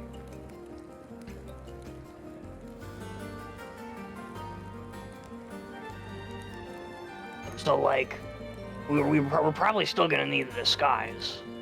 Yeah. And given that Nadira is the only one not experiencing a blood moon right now,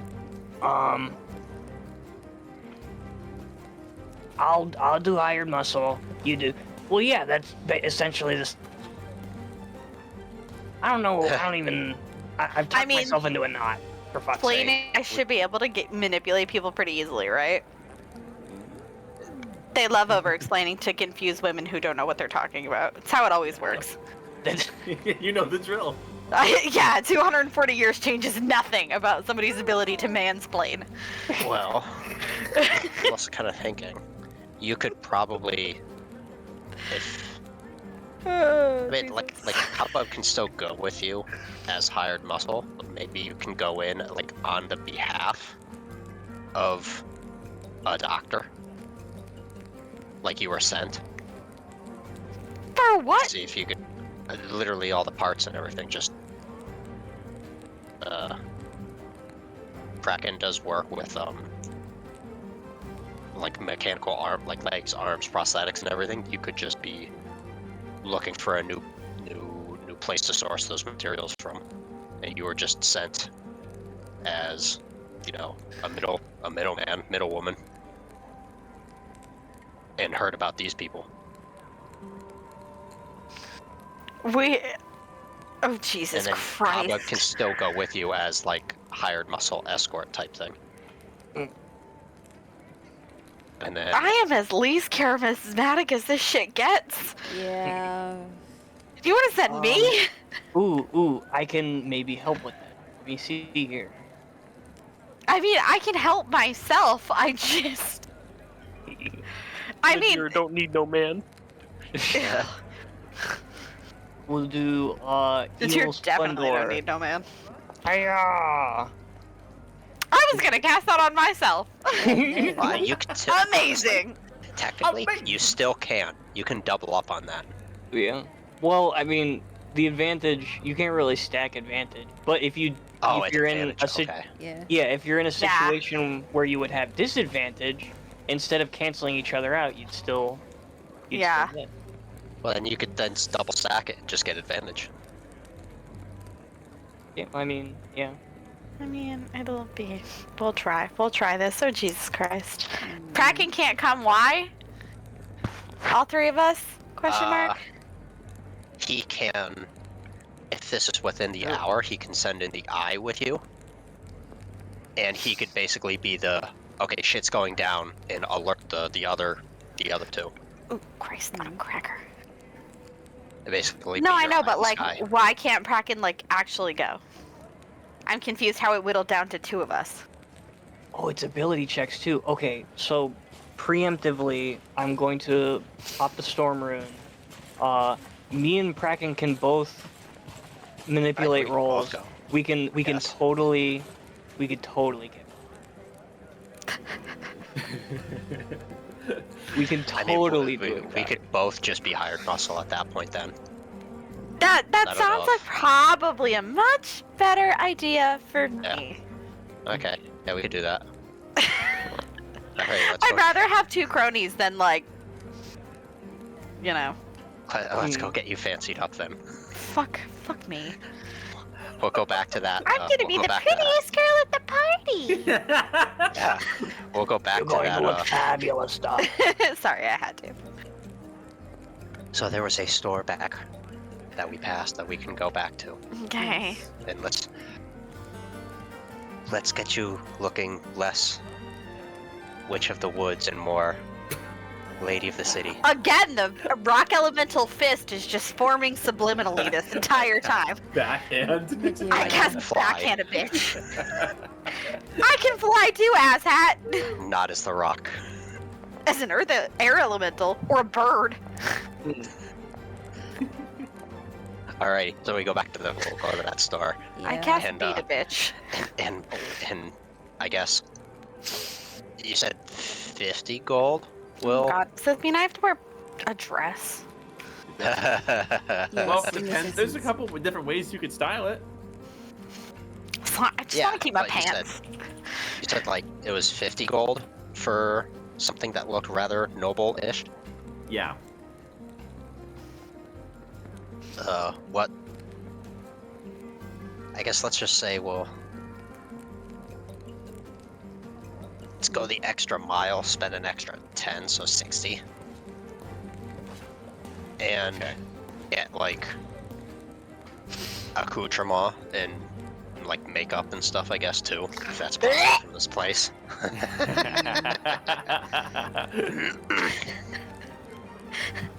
I am the dirt, and the dirt is me. Not anymore. Not Don't any worry, fucking more. Don't worry, when this is all over, you can go roll around in the tree sap. Oh, thank God. This is so stressful. Unfortunately, though, I think it would be smart to have Silky stay with somebody else. Because if a spider just pokes his head out, I think that'd be really weird, especially if it's talking. I probably have to lose the antlers either way. Pretty fancy too. I know, I little mean- guy. As fancy as you can possibly be, I don't think it would work well if some people who don't really like spiders traveling with other people in their homes. Oh, but what if I could make like a web necklace for you? Would that be fancy? Not in this sense, unfortunately. Oh, okay. Have one ready for when I get back. Oh, okay. Don't you insult my child, Prack, and be quiet. What? I tell you what, if they didn't have the guard dog, I'd almost be tempted to take you along. Yeah, you don't need to get fucked up. Yeah. Oh, I didn't realize gold has weight in this game. Okay. Yeah. I tend to disregard the weight unless you're carrying It's- thousands of gold. Yeah, no, it's just I subtracted the 60 from it, and I watched my 114 go down to 113. Yeah, that's built into the module. Yeah. So, Alright. So your So- exclusion a little bit. You're Yeah, spending and what, 60? 60, yeah, to get her decent clothing and like whatever accessories we feel necessary, and probably like a little bit of makeup or something. Get her a purse and put a brick in it. That's my purse. No, she becomes the brick. It's okay. That's You walk true. inside I could this- become the brick. This clother shop, and you get the attention of one of the associates that you're looking to arrange yourself in a noble fashion, to be very presentable to the more high estate environment. And they pick right up on that tone, and they arrange a few different possibilities for you, where they try to give you a few different layers, where they start with this white, roughly looking blouse that has these like almost like metallic cuffs or metallic etched. It's like this very finely polished leather on the cuffs. There's this like almost dress and something like more like a nobleman's. I don't want to say cape, but yeah, it's kind of like a cape that is attached to it. This red silky material with this gold lining on it.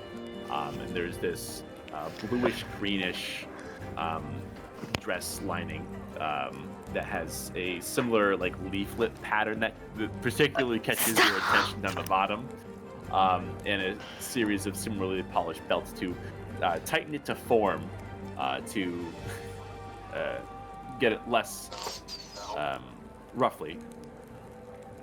And after trying on a few different adjustments, you are not so used to wearing something that's quite like this, but you don't hate it either. It's at least comfortable, but you're unsure about practicality. This certainly sacrifices a little bit of that for presentation. There's a few fittings that they have that they offer to give a quick braid of your hair to tie it back to fit these cuffs on your hair to keep it controlled and orderly. And after a good 10-minute session of this fitting, you seem to look the part. Sorry, Eric came in.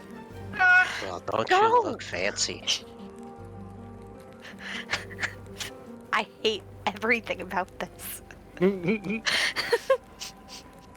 Don't worry. I mean, it's nice. Don't get me wrong. I'm gonna look at the store associate. It's nice. It's nice. It's pretty. Thank you. Great. Alrighty. And I say, well, if you're intent on the sale, we'll be happy to put on some makeup for you if you are God. so inclined. If you're well on your way right now, it does seem like you're in a hurry. I look at the other. Are we in a hurry? Not particularly. Yeah, I mean, Okay. at this point we can proceed at our leisure.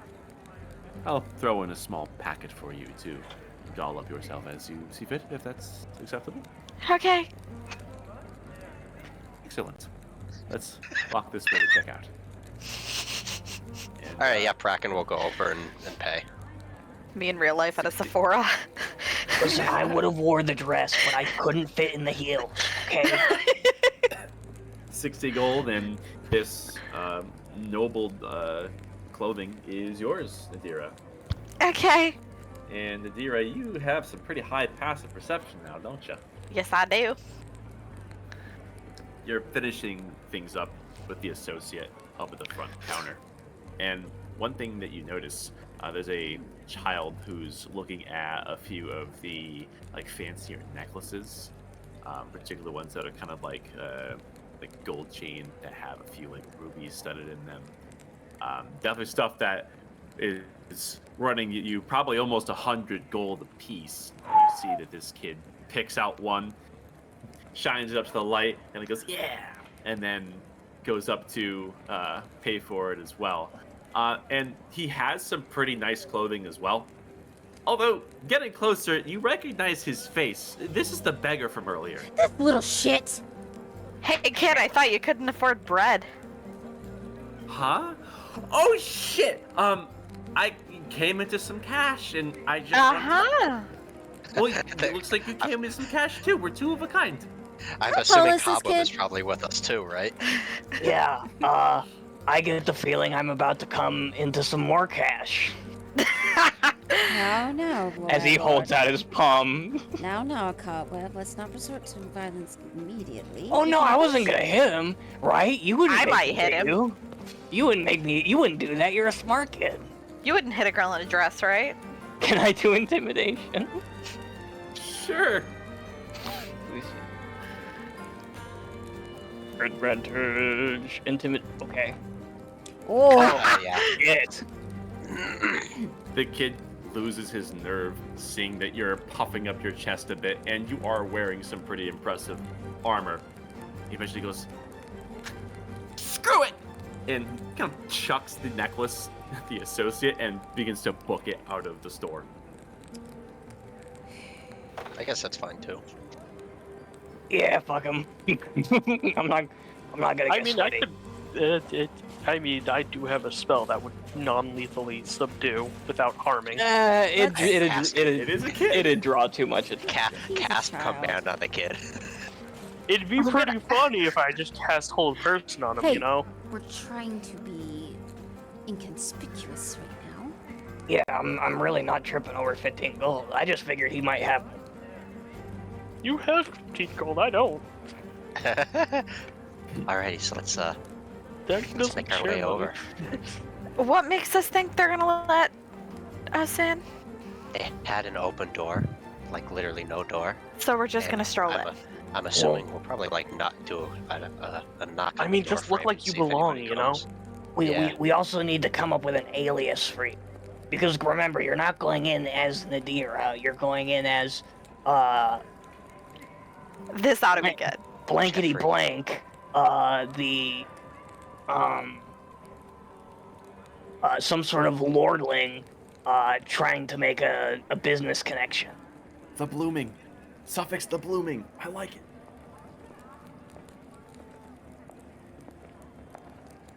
Blooming, yeah. Yeah. I'm in a dress. Now you want me to have a fake fucking name? Well, yeah, you Time. need a fake name. Jesus Time Christ. to go into elfnamegenerator.com. Elfnamegenerator.com. It just hit random a bunch. Okay. Let's do this. Just copy paste it so you remember. Yeah, right? Otherwise I'm gonna be saying the wrong damn thing. God, I can't even pronounce half of these. That's fine. You could also just be Barbara. my mom's name is Barbara. My name is Jeffrey Fake Name. Jane Doe. Why not? Jane Doe, yeah, right? They don't know who Jane Doe is. Honestly, May Doe. not, that might be a rare Doe name is around fine. the rural south. Doe Who is knows? fine. Yeah, Doe is fine. Doe could be a good last name. Okay. Oh, I like that name. Celeste is the first name. Oy Partially vey. because I love my Celeste. It's fine. Oy vey, Celesto. Okay. Celesto. Alrighty, so copy paste that and put it in like general chat so we can remember. Okay, great. And then, Cobweb, do you think we should have fake names as well? Yeah, I'm not the only one who needs a fake alias. Fair.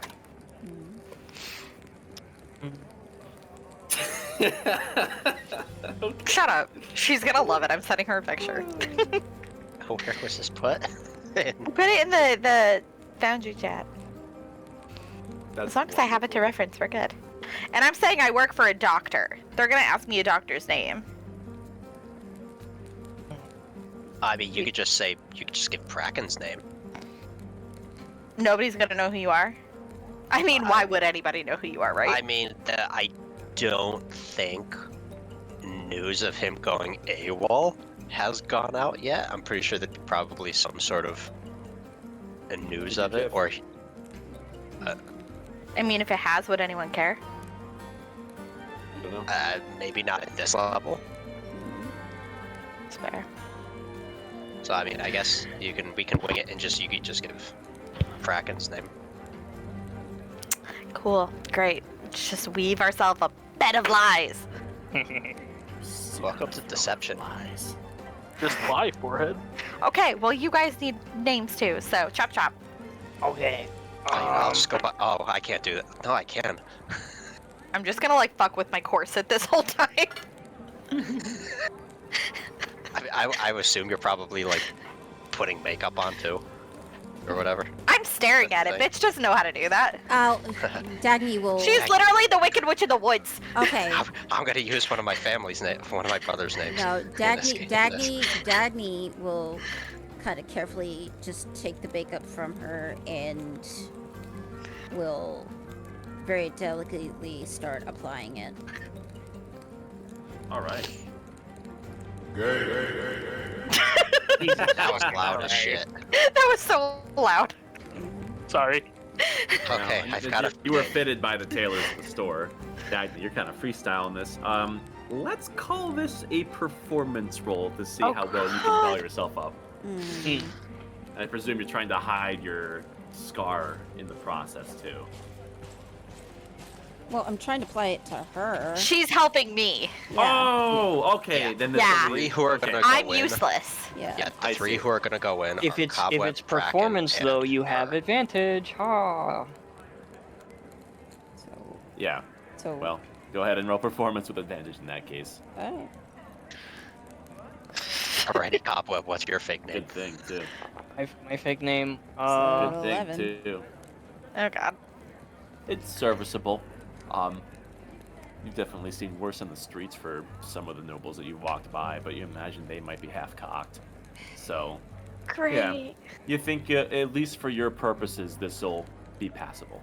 Like, Okay, great. like she gets kind of like a little too close for comfort when she's trying to apply like the eye makeup, trying to make sure she gets it right. Like she gets a little close and applies and is looking straight on to see if they're even. When you try to fix the eyeliner and nothing helps. I got it. My You name keep shall poking her in be. the eye. My name shall be Oleg Cordello, noble knight of the Doe family, sworn protector of its. Right, Jesus! put it I in the love chat. it! Seriously, I'm not gonna fucking remember Put shit! it in the Yeah, I chat. might want to I write got all that Oleg. down. So we got I got Celesto, Chatry, and Oleg, whatever the hell. Ridiculous. Oh, this just turned into Noble Simulator. Surprised you didn't go with patio furniture at this point. Yes! Patio furniture like making a Cordello. comeback. Cordello, Please. isn't Cordello like a wine? Yeah, something like that. Yeah, Okay. that's the family business. Oh, yeah, there you go. I'm getting pizzerias when I Google it. Okay, that's not correct. Yeah, you know, it's a winery / night academy, dude. We make fine wine and corpses. You make fine wine out of the blood of the corpses. Well, that's a rumor. That's a alleged. Attracts Lady Mommy Dummy. Welcome That to sounds Big like fake Pete. news to me.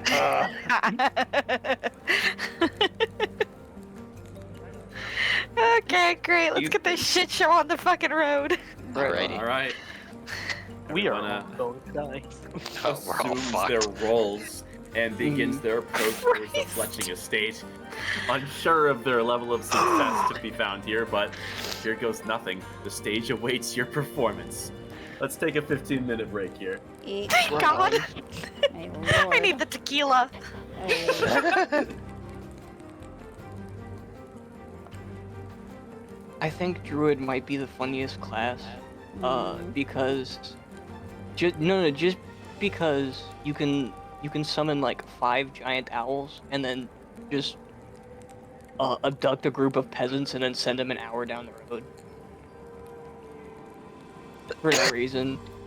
I mean, there is also the so you can summon. I don't know if druids can probably do this, but summon like fey creatures or something like that. You could summon like Yeah. 5 or 6 fairies or something like that, and then polymorph them all into T-Rexes. Or Oh something. yes, No, but I just imagine you pick up a druid. strategy.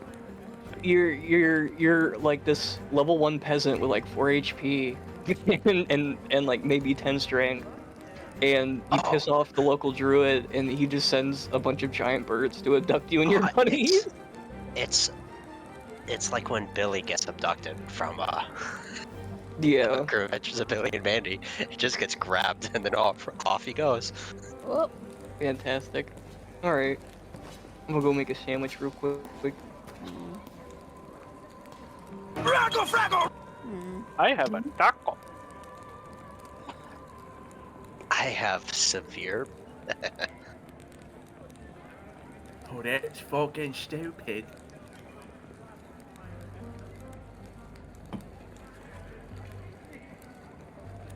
Okay. Are we all good? I'm back, yeah. I'm here. Suppose we kill someone. What is Okay. with this killing somebody thing? It gets the police near us so we can report a murder. Yeah. Murder. Murder. I love murder. Those children had that coming. Dying. I wish Alright. to cast at 7th level and inflict wounds on the little shit. Oh, that'd be so many dice.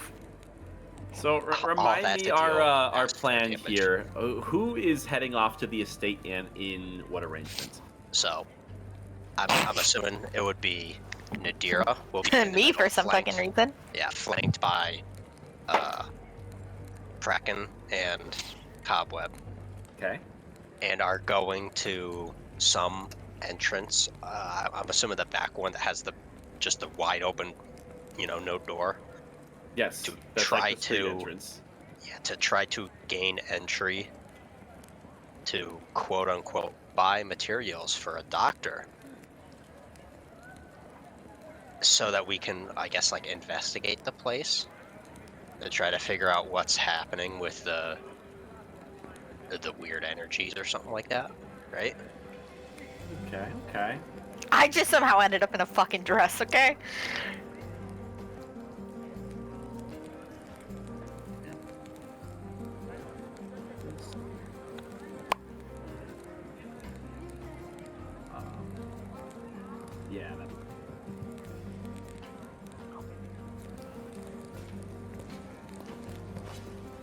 Okay.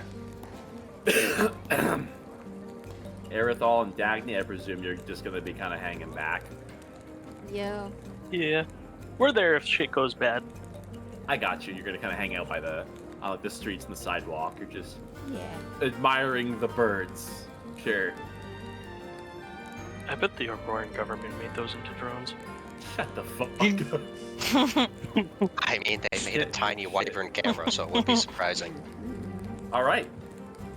Forward you go as the nobility approaches their place of business. I hate all of this. This is going to be fun. This is gonna be awful. Somebody better be talking in my ear this whole damn time. Oh yeah, Kraken can speak too. Oops, that's the wrong thing. Oh yeah, can that's speak right. Anybody specifically in their mind, and then I guess,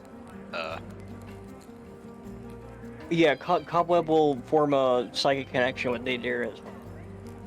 So we're like 100%. You know, we can strategize and it's canon. Great. So we're approaching. We're interested in parts, Just and we materials, know yeah. that they deal in these kinds of things before we even go up to this fucking door. they deal in various things from what Kraken has seen in his book, but the best way to do it would be to actually have a legitimate sounding excuse, which is Kraken, the actual doctor, needs the material, like just like a new trader or something like that for the materials to Medical continue. materials. Okay. Medical materials, yeah. Great. Okay. Okay. All right. Let us approach, po' boys. Yeah. This is the most ridiculous thing we've ever fucking done. Oh yeah. It'll work. Come on. So from discussing world godlike power to playing dress up. Phenomenal cosmic power! The whiplash. From I zero mean, to hero, you know?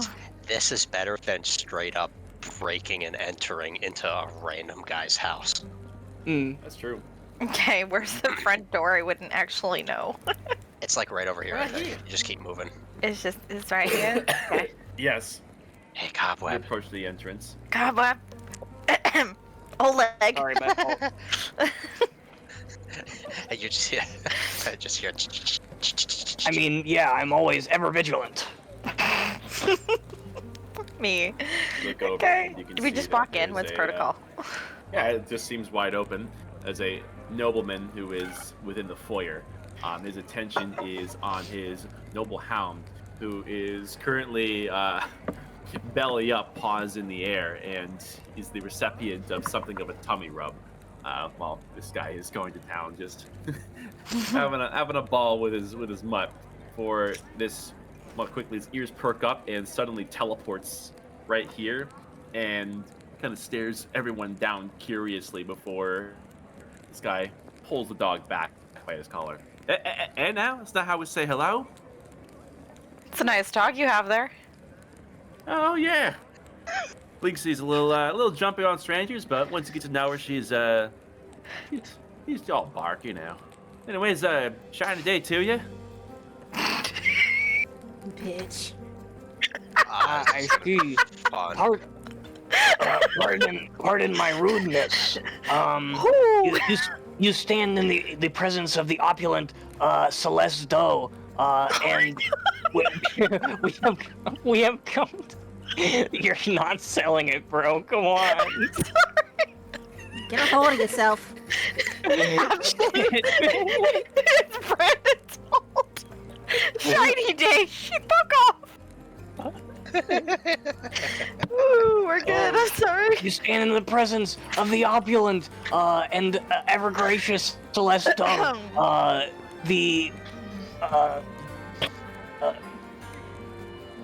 We have come to reach out to you about a business proposition. If the rumors that we have heard are true, you can help us with a very serious problem, Navin. Well, I reckon you came to the right But place. I'm sure my mistress. We have I'm sure a- my mistress can explain further. Oh, well, don't sit out there in the cold cobblestone. Come on in. just gonna stroll in like I know what I'm doing. Just fist pump nailed it. Wasn't nervous at all. He directs you over to this room. This with a room. waving hand. Felicity, as you come to understand, is sitting at rest and is going to give me a curious sniff of the air.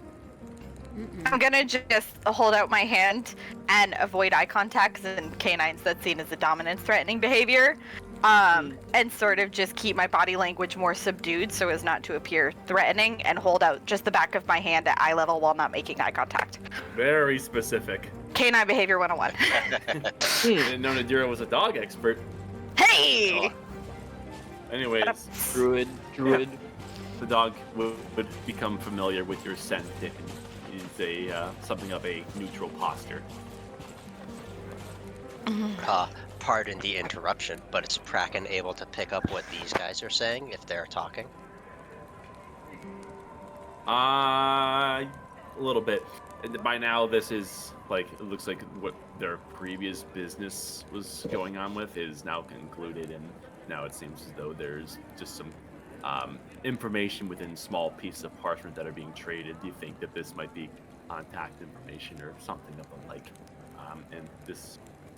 Here's my number, here call me later. gives a curious look over his shoulder to the two strangers that just walked in and gave him some eyeballing. And looks like a big guy here is a bit busy, but does perk up seeing you guys enter.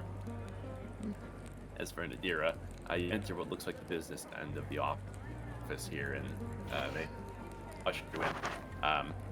The guy here at the desk here, you can see he's quickly putting away some what looks like business ledgers, locking them up tight within the desk, and rearranging a few scrolls on the ground in preparation to make a potential on-paper arrangement of some kind.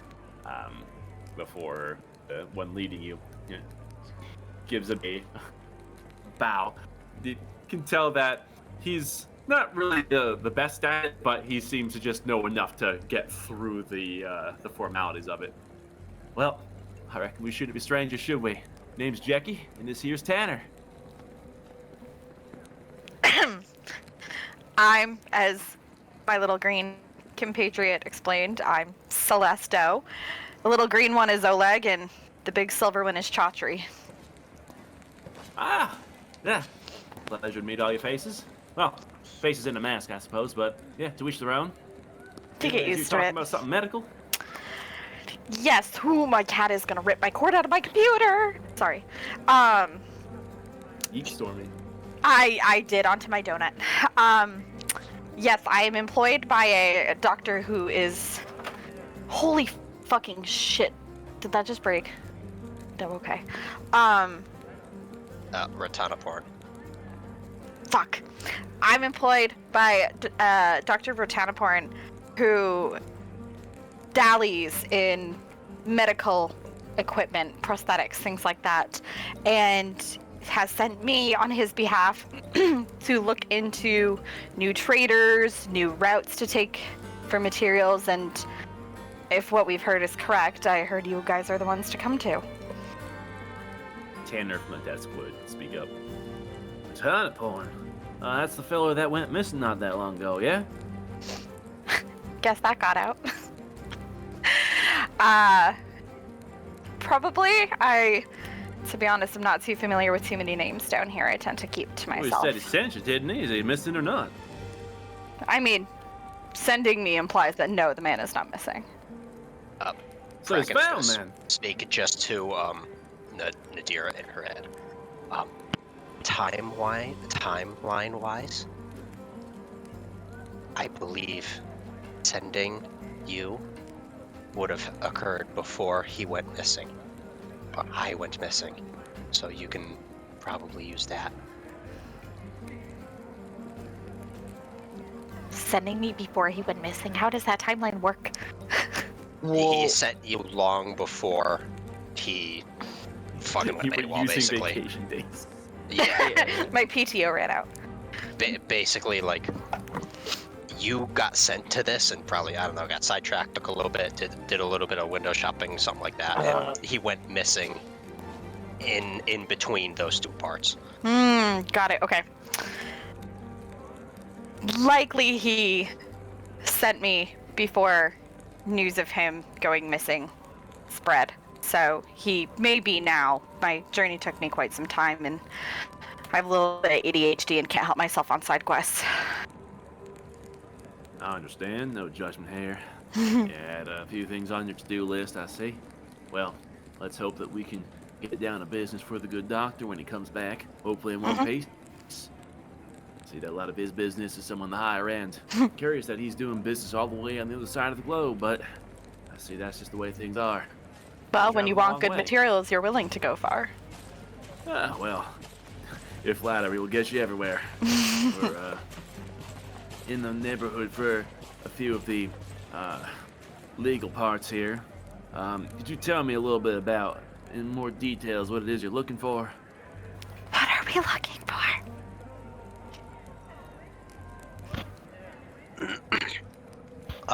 Materials regarding like prosthetic pieces, so even if they're just like scrap arms and stuff like that, legs, limbs. You'll have to forgive my mistress. You see, well, she's been up, just swamped with paperwork ever since, Mr. ever since the good doctor went missing. It's actually the reason why it's taken so long. The dull bureaucracies have weighed heavy on her. This is simply a cursory reaching out of our party tiers. Oh, well, I suppose that's something I can understand. All right. Perhaps we can draw up plans at a later date. Why don't you show us around? I'd like to get the lay of the place. Oh, yeah. I suppose you're looking for something more of a walk and talk sort of deal? Yeah. He does like to walk and talk, so. Well, readily we have some business over in the other corner at the moment with Mr. Big Kogan there, but I suppose he's wrapping up if you want to catch an autograph real quick, but if you want to take a stroll through the garden, I suppose we could do that. Garden could work. Wonderful. Hey, Jackie, you mind checking on Sinclair for us? And then Jackie gives a nod. Well, sure. Pardon me, man. After you. Cool dog. Right.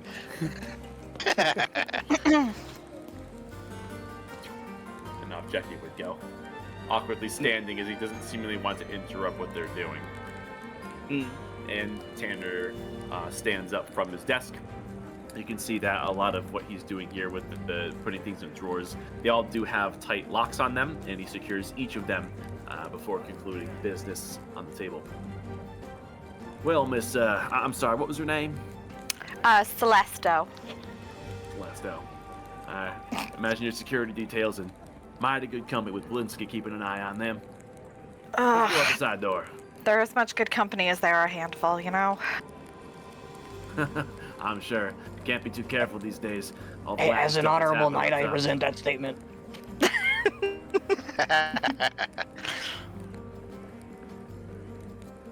you go. And out the door they go. Boop.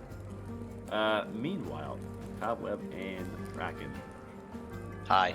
How are you?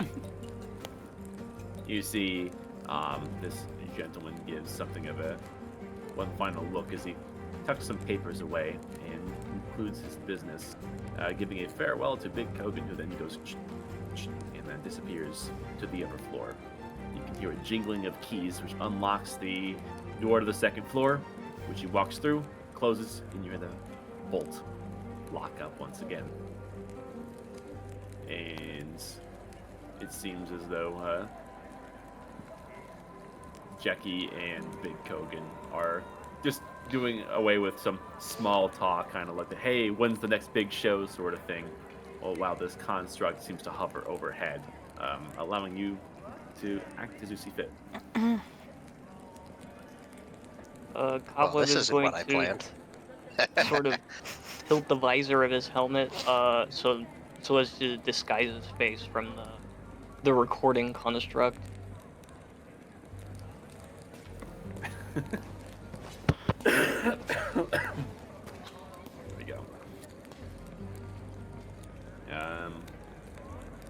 small talk seemingly peters out.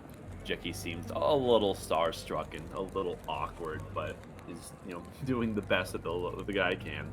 And Big Kogan turns his gaze over towards the two of you, and he does speak up. Well, two more strangers. What can I do for the two of you?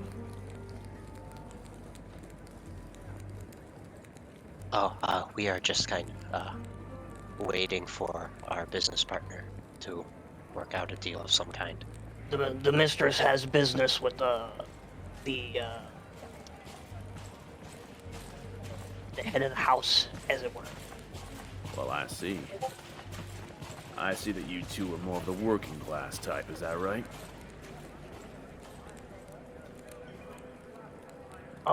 Yeah, I get. No, actually, I'm a.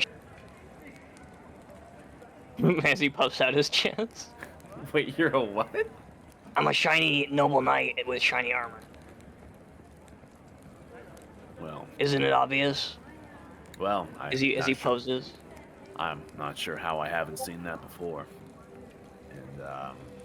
And he looks over towards you, Bracken. I'm sorry, it looked familiar to me, but I'm not quite sure on the specifics here. What was your name? My name is Chatri. Chatri. Big Kogan. Pleasure to meet you. Say.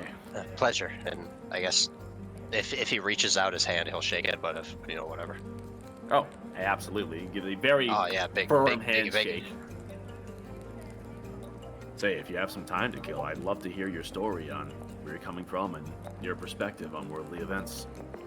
I do a show. I'm not sure if you know my business, but I'd like to get the voices of people onto the air. A voice for everyone, really. And that's kind of why I was here, and I wouldn't mind expanding. Well, I don't have much of an opinion of what's been going on lately. I kind of just take it every day as it goes and continue with my work. Understandable. What about you? If you have some words you'd like to get out to the public, I'd be willing ear to relay it to. These days, opinions matter. Yeah, I guess. What sort of questions are you... What are you trying to ask? More about how the world looks from your point of view. Just as valid as anybody else's. Well, I mean, world looks the same as it always has, in my opinion. It's just... Really? Everything happening with the kings and everything up top, you think it's all the same?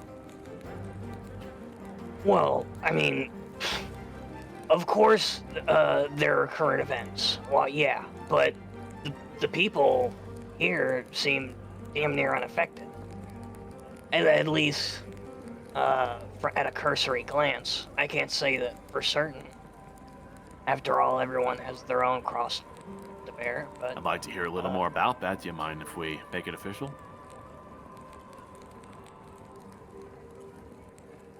Hey, listen. I'm not a public figure. I'm more of a... get in, get what my mistress needs, and leave. If that's all the same with you, no disrespect. Oh, I'm actually a big fan of your show. Oh, thank you. Yeah. You have the newest issues going on before the King's Address coming up in the next couple of days. A lot of opinions on the way things should be. Oh. Could I get your autograph, actually? I've got a piece of parchment. I swore I wouldn't do this. Oh, that's why I carry spare parchments with me. Oh. And he's prepared. Cobweb activates fanboy mode. With a quick flick of the wrist, he reaches into his pocket and produces a very clean, nicely made parchment, and he takes out a quill, gives it a quick lick, and quickly scribbles a signature before handing it off to you with a toothy smile. Yeah, a couple of smiles back, places it, I'm not even sure where he would place this, in the side pouch of his backpack. Oh, well, thanks, big guy. Nice seeing you. Sorry it didn't pan out. I'm just not Yeah. one for cameras. That's fine. I don't want to be one that makes someone uncomfortable, and I tend to give a voice to people who need it and have something to say. You change your mind, you find yourself near the border for the Outlands, stop by the districts, give me your name. I'll make a spot for you. Well, I tell you what, I don't have a problem being heard. As a matter of fact, I've got a few people who say quite the contrary. Well, it's been nice meeting the two of you, but, you know, as you're getting back to your business, I got my own. All right, Jackie, I appreciate your hospitality. Thank you. Jackie gives a series of, like, rapid nods. Well, good luck on your adventures, mister. With that, he goes out a side door and disappears into the streets. There we go. With that, we switch over back towards Nadira with her business propositions as Tanner comes out towards the base of the garden. He clasps his hands behind his back and he surveys the well-kept garden that he seems to have a bit of pride over. Well, now, I'll tell you what. It caught me at something of an awkward time, understand? Parts for biomechanicals are a little bit strict right now. Just interrupted trade routes, or? Well, it's more so we had some propositions that came up unexpectedly, and we are obliged to apply and give what we can to them. So, we're a little, on the more advanced components, empty on our shelves. More base materials is in order, of course, but we're regulated by the trade restrictions, given that, well, everybody seems to be dipping their hand into parts right now. Funny how all of a sudden everybody gets really creative at the same time, huh? Well, these are troubling times that require a lot of resources to do a lot of things, so it's not unreasonable to suspect. Well, if you take care of your business as well as you do these plants, I'm sure it'll be fine. Of course. In the family business for 37 years. I tend to keep it nice and going. It's a long time to run things. Well, it keeps our roots here where it's safe, rather than taking our chances out where the ore is bad, you know? Yeah, too big of a safety risk? Safety, livelihood, and now with our king pushing up daisies, it's hard to guarantee our financial stability here. Power vacuum is causing a mighty big amount of problems, but, well,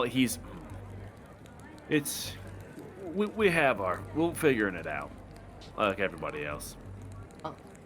It's hard to watch some people sit on their ass while everybody does all the work. Oh, naturally. Well, In Nadira's head, she hears Cobweb ask, Ask him about the other buyer. Maybe we can glean something. The other what? Your mic cut out. The other buyer. the other buyer, basically, that he mentioned. Where the person other- went. Maybe we could glean something. Mm. He said he was outsourcing to other people. Who, maybe we could figure out who. Maybe Blue. Yeah. I gotcha. Jesus Christ, Stormy. You mentioned some outsourcing, other people, other places. Do you have recommendations? recommendations on other places to find these kind of parts? If they're in such short demand.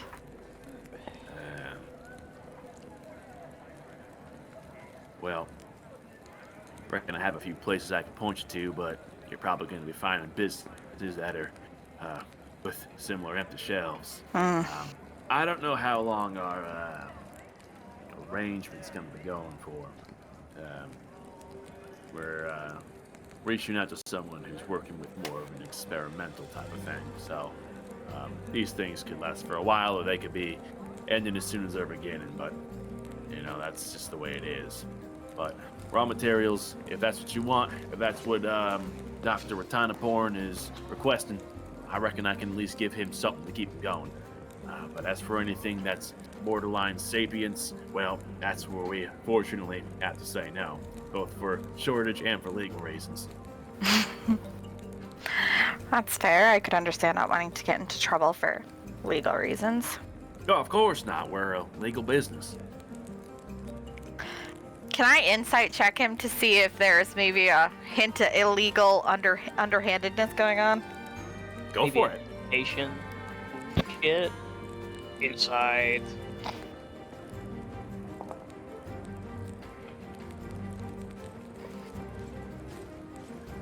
Referring to the legality of their business, and even when he is referring to how other business ventures have their resources strapped, his eyes do dart away over in this direction briefly, and you can see he kind of does a little bit of a shuffle.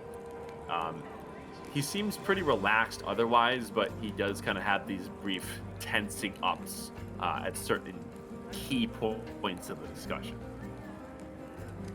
But if there was anything else that you were looking to glean from a business venture besides raw materials, I mean, if you're looking for something that's alchemical, we got plenty of that stuff. Just got a fresh shipment, actually. Could be useful. Alchemical materials are always valuable in these kinds of times. And fun too, am I right? Okay, Cobweb says, He huffs it. keep him talking.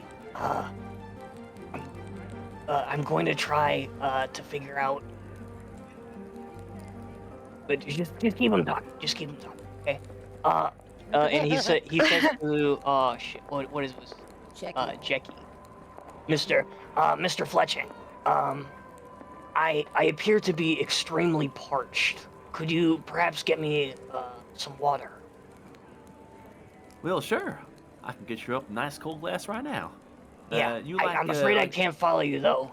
My nightly oath forbids me from leaving my post.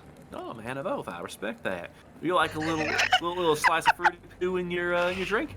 Oh my god! Yeah, but also, could you put it in the biggest glass that you can find? Ah, yeah. Must have had a full day of walking to work up an appetite like that. I suppose we could spare it to someone who needs it. And also a sandwich if it's not too much trouble. Jesus and don't Christ. please take your time. We're gonna be here, man.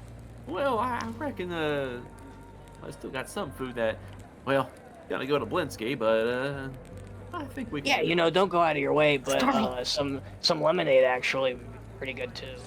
All right, I think I have a lemon or two I can squeeze up for you. Yeah. Look at your little plate. I think that should do it. Hey, Mr. Mask, do you want anything either? Sure. Kind of the same thing as Whatever him? you can find. I'm not picky. All right, cool. I'll just make it too. Off he goes. Right. There seems to be a kitchen area that's tucked away, and you can hear some clamoring. It seems as though he's a little clumsy, and he's doing what he can to prepare 2 tall glasses of lemon water and maybe an appetizer of some sort. Sick. Okay, all right, I'm gonna make my move.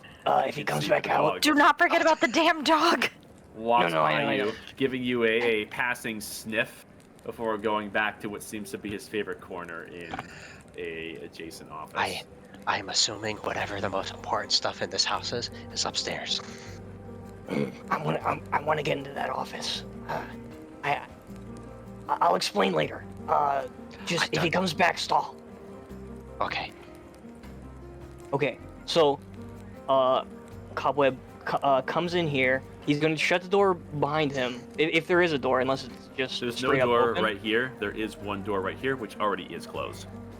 Okay, so thinking quickly, he's going to look at the ledger, and considering that these guys are apparently cleaned out, with the knowledge that he's just gained from Vera, he is going to basically try to find out where the supplies are going, in an attempt to find a paper trail to this experimental quote-unquote something or other. Gotcha. Roll investigation and give me like 20 seconds. Gotcha. Shit. Well, hold on. I'll just get the man talking about his plants, okay? Give me a sec. I gotta see He seems to really care about these if shrubbery. this works on checks and stuff too. Where'd it go? Saving throw. Ability check or saving throw. Okay, so I can use Flash of Genius to help you. In worst case scenario, the storm rune is active. Yeah, so. It's a -1 in a dream, but let's see. Okay. Here comes the dream. Okay, And then, it's so 12 plus 4, so 16. Hey, beat the DC. Oh, let's go. Nice.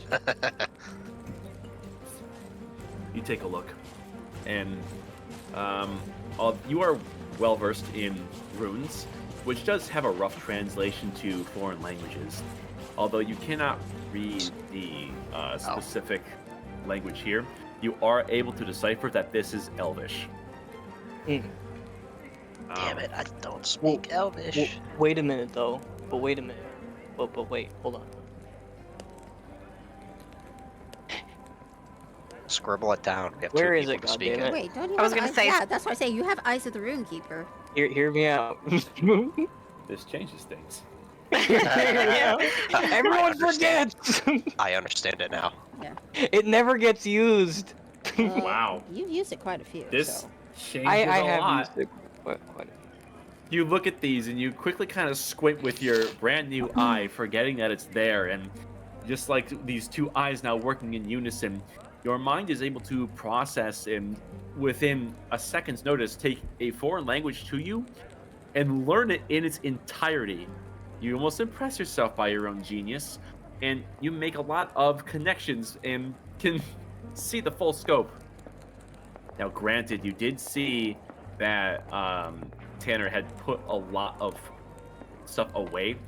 Out here isn't particularly telling, but you do see that there are some imports on records for some safer, more mundane raw materials being imported here.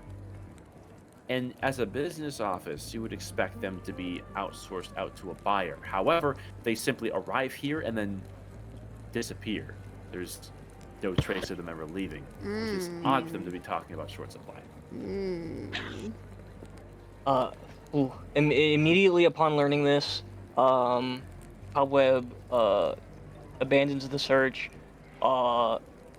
retakes his post, and mentally says to each of them, "We're good. we have the knowledge we need. We have to get out of here and stake this place out. They'll have to make a drop eventually."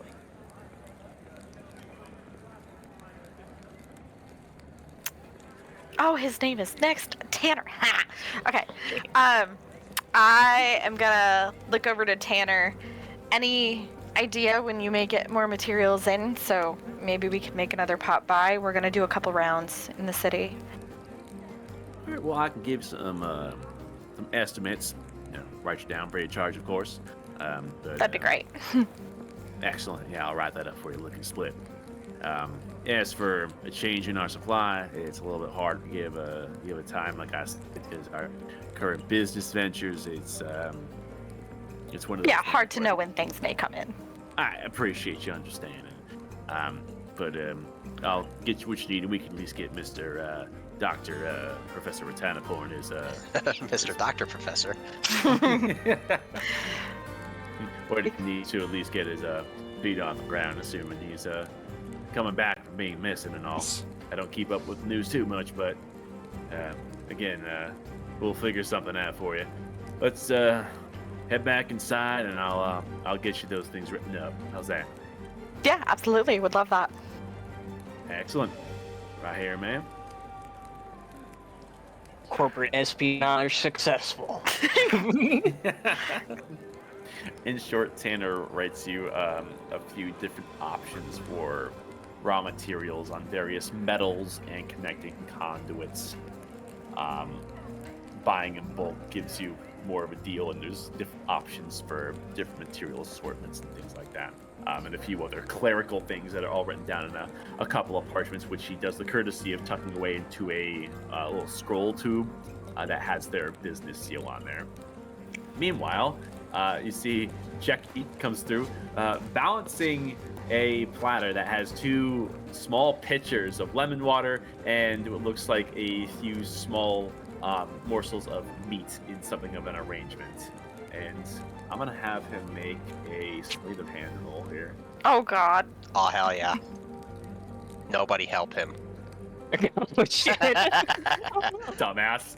He gets to about here when he triples it over a little bit, and he manages to catch the food and one of the pitchers, but the second one would crash onto the marble floor and soak into the carpet.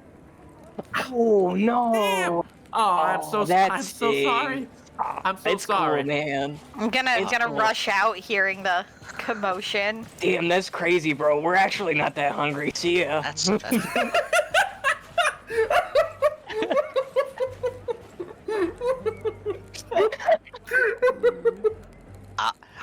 Lawful evil, everybody. It's fine. Okay. It's fine. It's fine. Here, Kraken will take the sandwiches and then chug the the lemonade or whatever, the lemon water, the one last one, and just be like, "Oh, I thank you for trying, but it seems like our business has been concluded." And he's gonna pat him on the shoulder, then just take the sandwiches with him. Oh, come on, fellas. I'm sorry. It was an honest mistake. I'm just trying to please. Free Oh, charge, fine. of course. All right.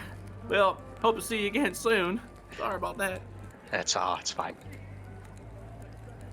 Right? It's not your the fault. urge to be like, oh, you'll see us soon, all right, motherfucker.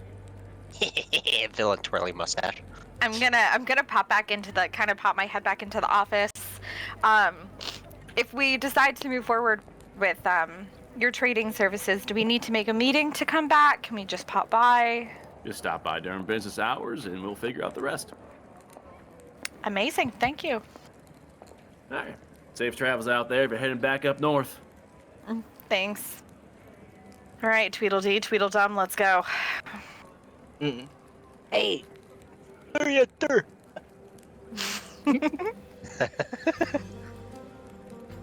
As for Erithal and Dagny, you can roll perception while you're sitting here, kind of seeing a few motions in the garden, but little else. Ugh. 33! Casual 33! Yay, let's go. Damn, dude! Unstoppable. Remember before when I said he sees what sounds are? Yeah. Let me see. Insane. Dagny, I think you stepped on a cricket. Watch out for that ant over there. You're a bit distracted by the passerby, but the vocoders for the surveyors do gleam your ear, Erithal, and you do get a bit of their conversation as they continue. Let's see. So, what exactly, like, constitutes, like, a sandwich? You know, like, if I were to take away one piece of bread, like, do I still got a sandwich, like, just fold the other thing over? Like, what's the threshold? why is he me? Really Googling He-Man, it. this is I a hear pointed someone attack on my tapping. character. No, she's typing to me. Oh, I believe. all right. And the other guy. I can Google it if you want.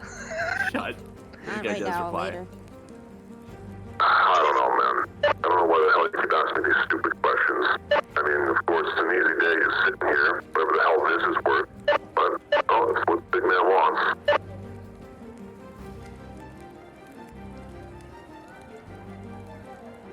Other than that, there's really nothing of note.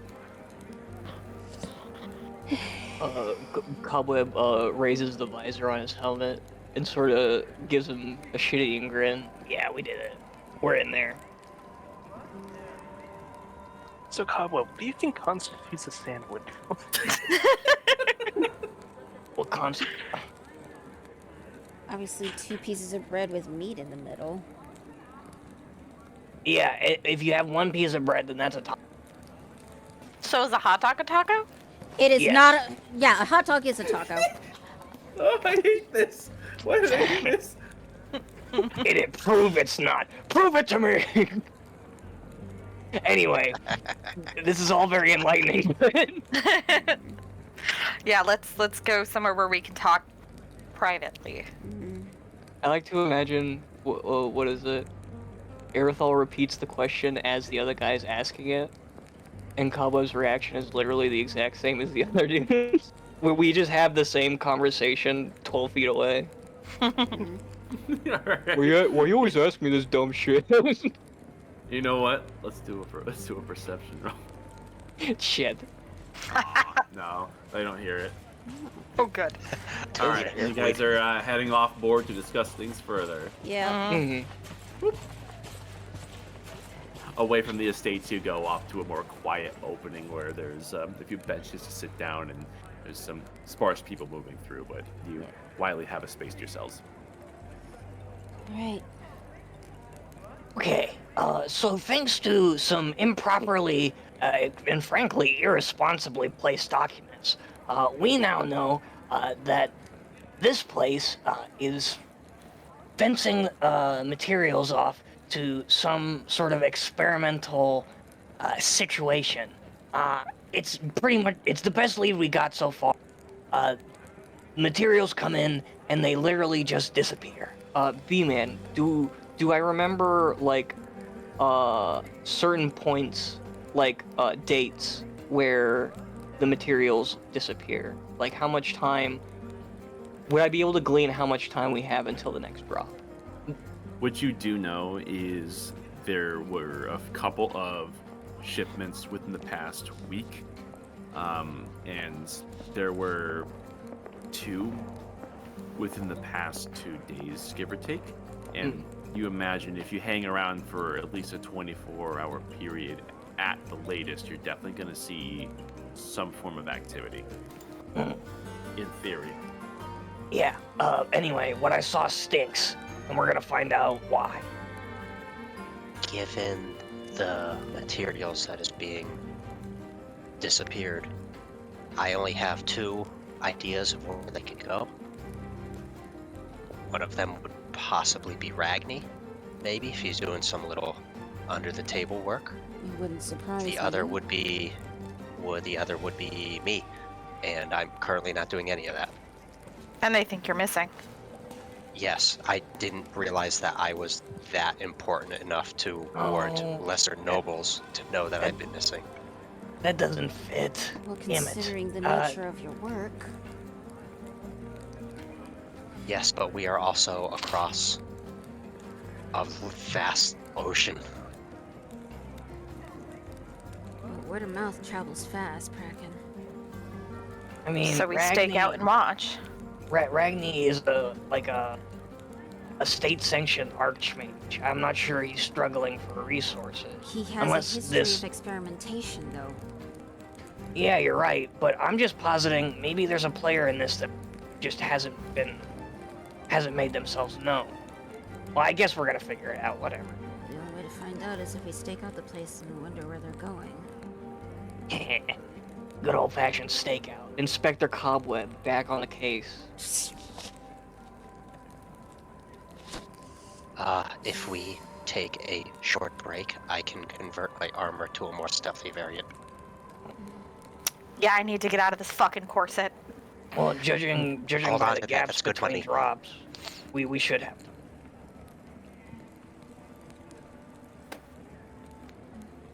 Stakeout time. I guess. How close is that, the inn that we were currently running out of time to stay at Oh, to this? I believe that's definitely a ways away. You had to take a horse carriage travel on a main road for about an hour. Yeah. That's fair. It was a cheap room, and this is a more That was not a cheap opulent room. neighborhood. It was 20 gold for that room. Well, I mean, it was a nice room. Yeah.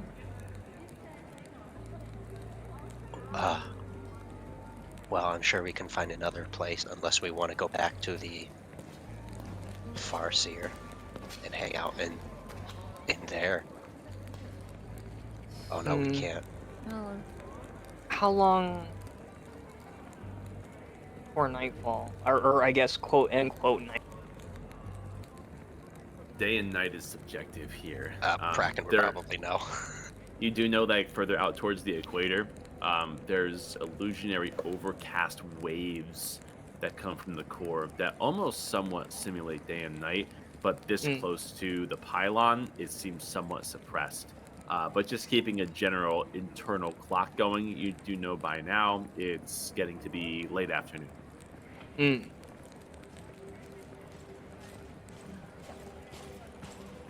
So, what I'm hearing is we start the stakeout early tomorrow.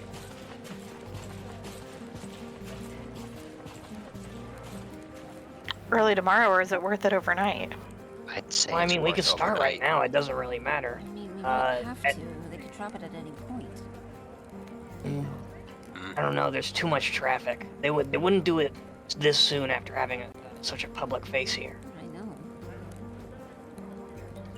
Well, all the room, he locked the way up his stairs, and all the windows up top were all drawn closed. So unless there's a hidden basement, I'm guessing upstairs is where he would be doing all the disappearing tricks.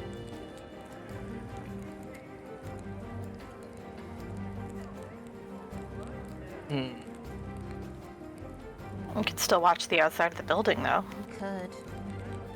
Watch the outside, but yeah, it is also possible that they're just boarding the ship. Although that would be, maybe,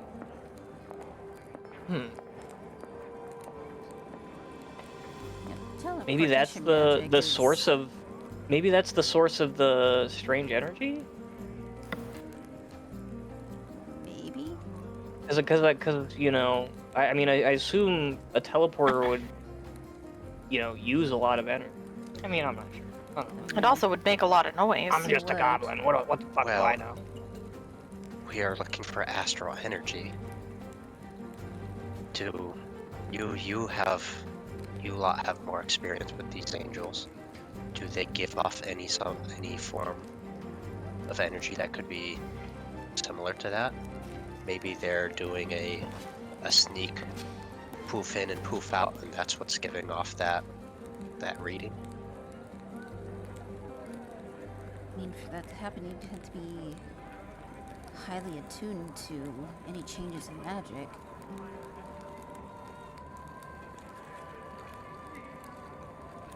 I mean, I'm not really good with the auric nonsense, but maybe one of you guys, while we're out here, sniff around Ascendant Soul. Says you can up on. Maybe.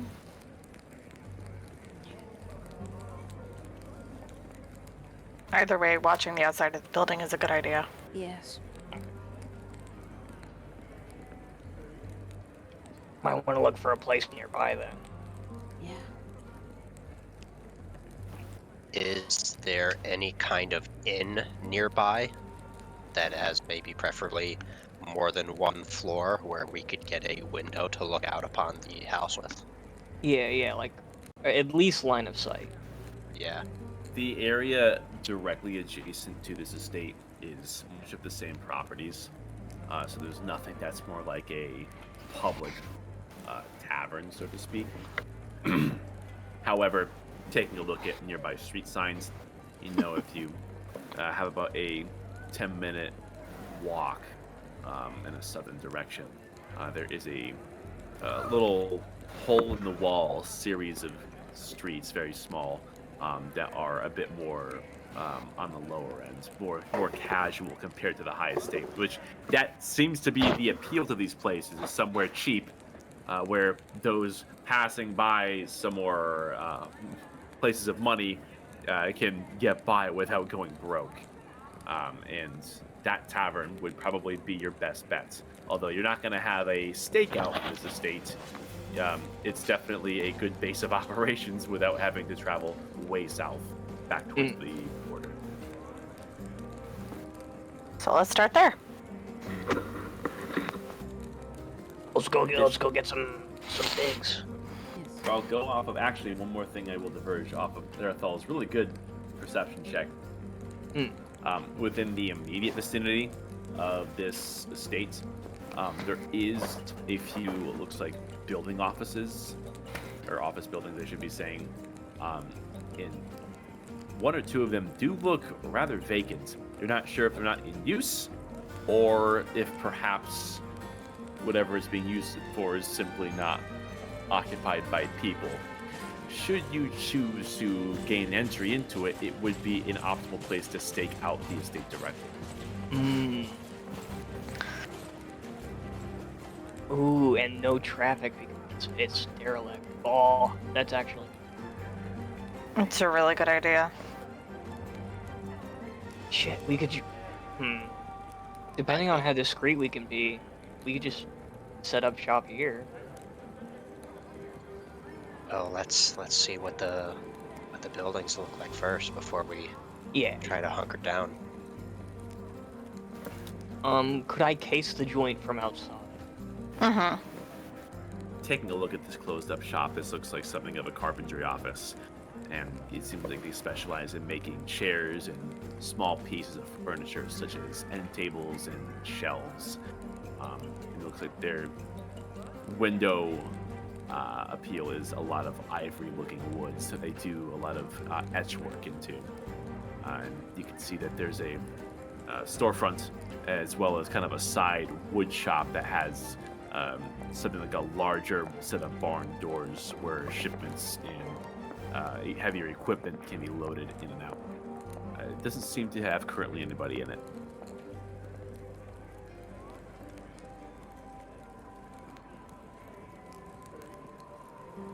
Am I seeing dust? This place doesn't see much foot traffic, I'm gathering. You don't see anything in terms of dust, at least not looking at the storefront or the shelves for display models.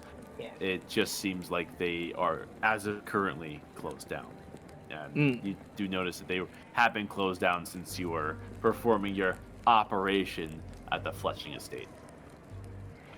Okay. Yeah, this neighborhood is too nice to feel like that. That's fair. Alright.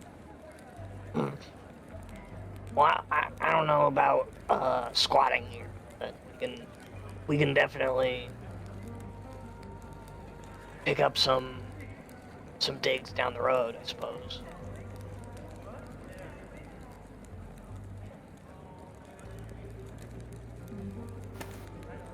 Probably our best bet to do it that way. As much as squatting seems more appealing.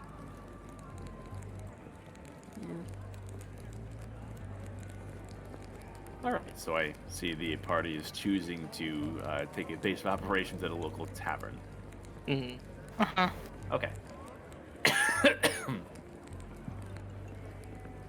In short, you would take the 10-minute trek down south, and you trade in the estates for something a little bit more familiar, down-to-earth vibes. And before long, you do see that there is a tavern. This one is just simply named The Spill, where the doors are wide open and there's the familiar aroma of food. And imagine in you're going.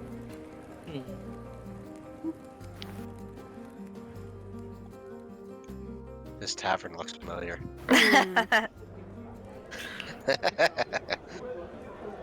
Oh yeah.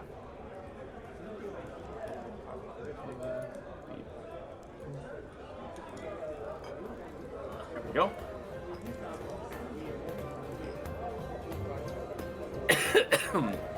All right, I say a few of us go grab the room, while a couple maybe case out the locals, see see if we can't overhear anything untoward about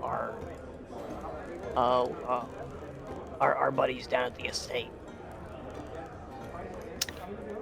I'll help with the room. I look ridiculous in this dress. I need out. Yeah, I'll go with the room too.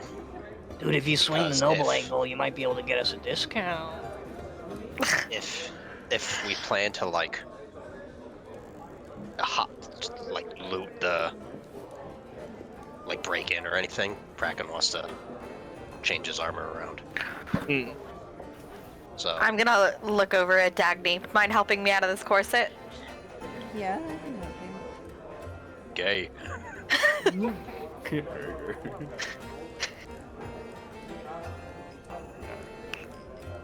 And then short, Cobweb and Aerithal can creep. you're able to secure a room for 24 hours for a single piece of gold. It seems like cheap rooms is a lot of the appeal here.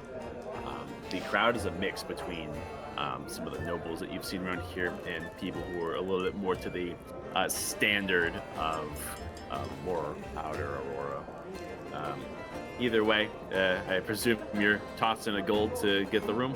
Yep. Luckily, they do have a second floor for which you are able to choose for yourselves, and up you go, where arrangements for everyone can be done in private.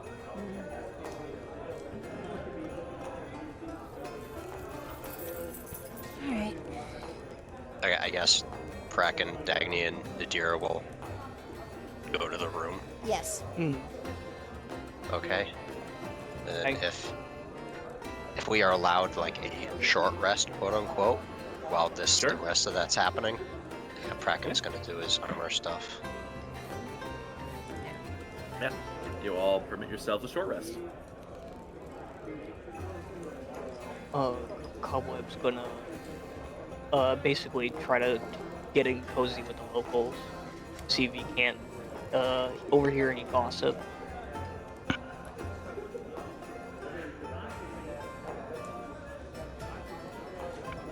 Oh, I think I cut out for a second. What was that, Cobweb?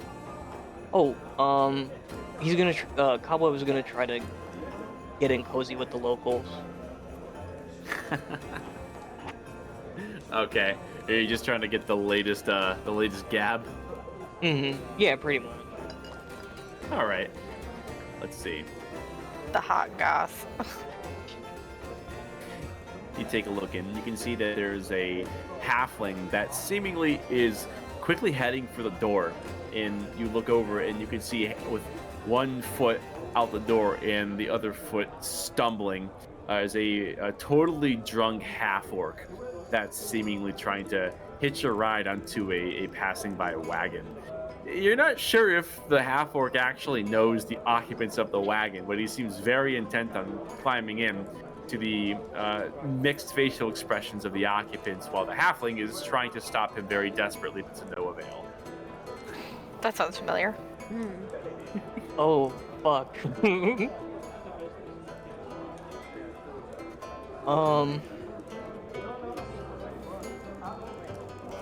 Sheesh. I'm gonna be honest with you, bud. I zoned out a little bit there. Could you repeat the first one? You're seeing a drunken orc being pursued by his halfling friends. Oh shit. And the orc is basically trying to hitch a ride with strangers who may or may not want him there. And the halfling's trying to pull him away. Oh, okay. I'm going to... Intervene. I don't want to draw too much attention, but I'm gonna stick out my foot as he passes by me. I'm gonna try to trip him. The orc. The orc, yeah. Alright. Let's just call this a dex check to see if you can get him. Right on. Could I make it sleight of hand so that I'm not that they don't notice it was me? Oh sure. Right on. Yeah. Okay. Not awful. 13. Well, that's rough, buddy, because the orc just crit.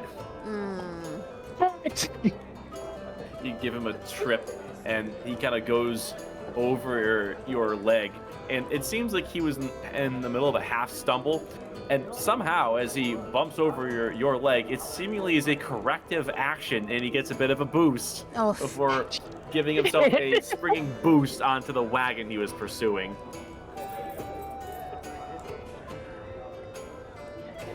Y'all can't blame me for that one. I had no. Hey, no! Stop! No!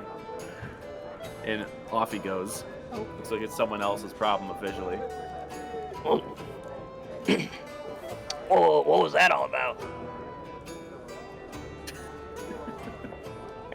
No clue, but a whole lot not of our issue. Yeah, he totally double jumped off my foot. That was crazy. Yeah. That was the most limber, drunken orc I've ever seen in my life.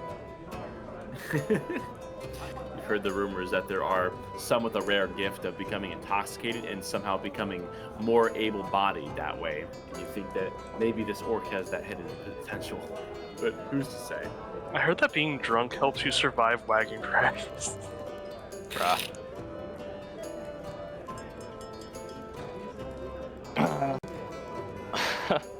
Anyway, put her there, pal. I'm Cobweb. Also, were you just robbed? What just happened? Wait, who is this going towards? The halfling. The poor son of a bitch. The halfling. He stops and he gives like the world's fastest handshake. He's like, "Oh, hey, name's Lars. Gotta stop my friend here. He's about to do something very stupid." Oh my god. I'd love to help, but I have places to be. Fuck. This... Just for the gossip. No! I can't go. I can't. No! Sorry. Oh, get down from there! Oh, fuck. It's probably hilarious. He's like biting his knuckle. Alright, that's enough stimulation for tonight. He goes up and like rejoins the group. Yep, the drunken's adventures in taverns in the inner world is much the same as that back home. Jeez. Fantastic. As for those in the room, those who were attempting to get out of some more frilly clothing are able to do so after much untying and undoing of belts and bows and whatnot. As for Kraken, for you switching off your armor, go ahead. You're already paying that. Yeah, Yep, it's just a short rest if I have the smith's tools, which I do. Yeah. All right, yeah. Easily done as you switch out to infiltrator mode. Yes, sir. Sneaky beaky time. And with that, the party reconvenes. I'm just kicking all the petticoats on the other side of the room, like just violently shoving. Oh, easy. We can still use these No. at a later date. We can still use these, but I hate. I paid good money for that. Okay, they're still in fine condition. They're just now on the other side of the room. Yeah, well, I'm gonna take all the nice clothing that we've taken off the deer. I'm gonna fold it nicely, and I'm gonna put it in the bag of holding. You tuck away the noble woman's clothing, and it's in a nice, mostly intact heap. It seems like Nadira did a lot to kind of stretch them a little bit, but they're fine. Look, I have big hips. What do you fucking want? B-man. Yeah. It's this fucking medieval version of running up that hill. Wait, what? Did he? I fucking I can't believe you heard just it ever noticed. so slightly. It is. Oh my god, I just heard it. There's a lot of hardcore, I say, just for taverns. Oh, now I hear it. I love it. Okay. You might even say things are getting stranger. Kill me. Yeah, so you guys, Kraken looks like vaguely the same. It's just his armor doesn't look as bulky anymore. Like it's literally just lost weight. Shannon, is Eric fucking body slamming one of the cats? What the hell is he doing up there? Jerking shit. Let me ask, because I keep hearing it. Hold on, I'll be right back.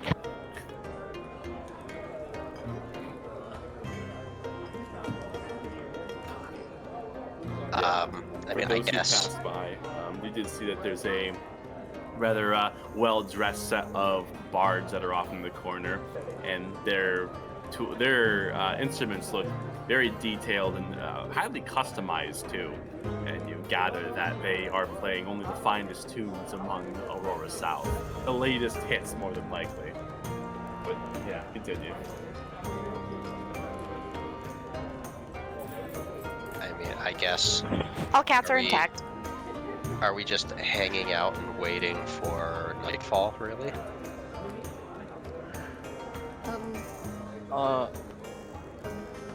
I mean, we basically just stopped here to allow you to change gears. We could start staking out now. Okay, yeah, that works. Yeah, bust out the motherfucking spyglass.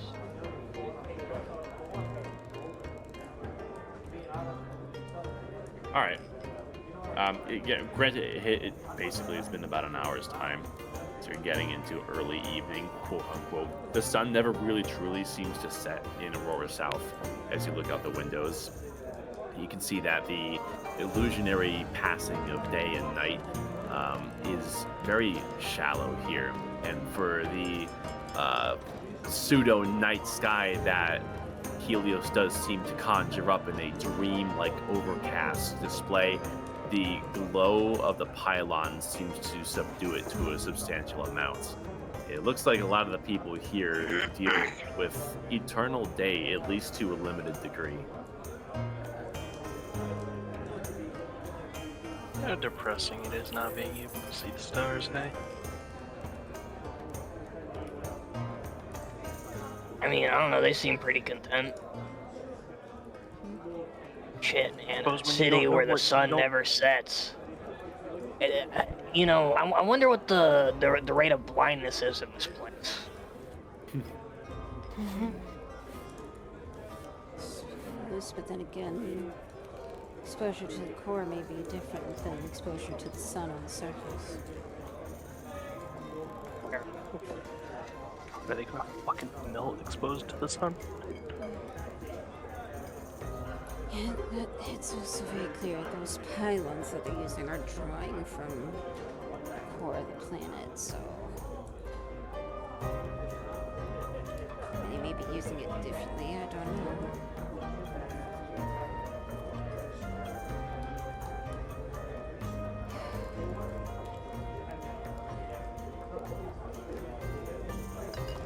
Hey, Bon Jovi. Well, Man, I assume we are can making I our do way something over to. silly? Oh, do the silly thing first. If you don't want. What's our intended action? Okay. You called out the bards earlier. I approach, and offer to play the lute for a little. You want to play the lute yourself? Yes, I'm just noticing I'm proficient. Oh, all And right. what is it? The fire rune doubles my proficiency bonus for tools that I'm proficient with. So even though my modifier is -1, I'm rolling with +9. Oh wow. Okay.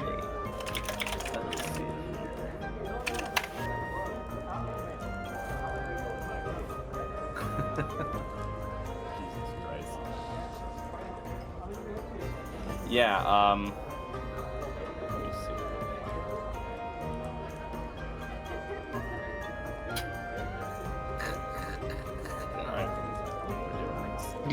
You go over towards them, and between sets, you do kind of offer if you could play a tune. And they hand you it. Well, like they kind of step off the stage. The one who has the lute, and he hands it to you, and he kind of gives you a bit of a nod and says, "All right, then, let's see what you got. See if you're fit for the stage." So I'm gonna roll be a performance. star. Oh wait, It's like the B-Man. lute is comically large. Can I help him by How? drawing more attention to him by using fairy fire to make him fucking glow? Oh shit. Okay. This will lower the DC. So yeah. Amazing. You Just now so have it some- doesn't, so it uses the spell slot. You have some pyrotechnics to assist. Oh my Go god. ahead. Let's see here. Okay. This is with an extra 5 added on. So that's 21. B-Man, may I sing a song? You may. Oh, yeah. Let's Okay. see here. Hold on a second. I got some tunes lined up here. Do you want? Are you gonna freeball a song or you? Like, Yeah, he's what's probably the? got another one of his. Well, no, it's gonna be one of my favorites. Okay. Let me see what I got here. Everyone's just faded from Stoneberry Hollow. I don't know what's happening, but it's really fun. Bullshit You see, is what's happening. Aerosol is best hype, man. All right, I got a generic lute tune for you. If you're gonna freeball the vocals, I'll the riff floor is yours. over it. That's fine. All right. What is happening? You take the stage, and all other instruments stop as you are soloing a lute tune. What do you do when you've got to choose one mate? The rest must lose. Leave a lot of girls singing the blues. Love, who do you love? Nama's red as the sand, the red sandbars. I found her first in the shipport bars, hungry as me to force. Do who do love? Adeline's queen of colony 3, rich as a poor man's dreams can be. Yeah, she could have anyone she chose. Who do love? Who do love? Bella Wren runs her very own ship, clears 10,000 every trip. Yeah, wild in the sack, just let her rip. Who do you love? Who do you love? Zay is a princess of wild Kynon, wants my schooling for her own. To set me on a continent's throne. Who do you love? You love? Yeah, Ola's priestess of great Zods. Oracle chose me against all odds. Heard that my children would be gods. Who do you love? Do you love? You think it's easy? Maybe you would to have more choices than one. There is such a thing as too much good. Who do you love? You love? So here I sit on decision's brink. It's growing late and it's hard to think. Barkeep, bring me another drink. Who do you love? That's all.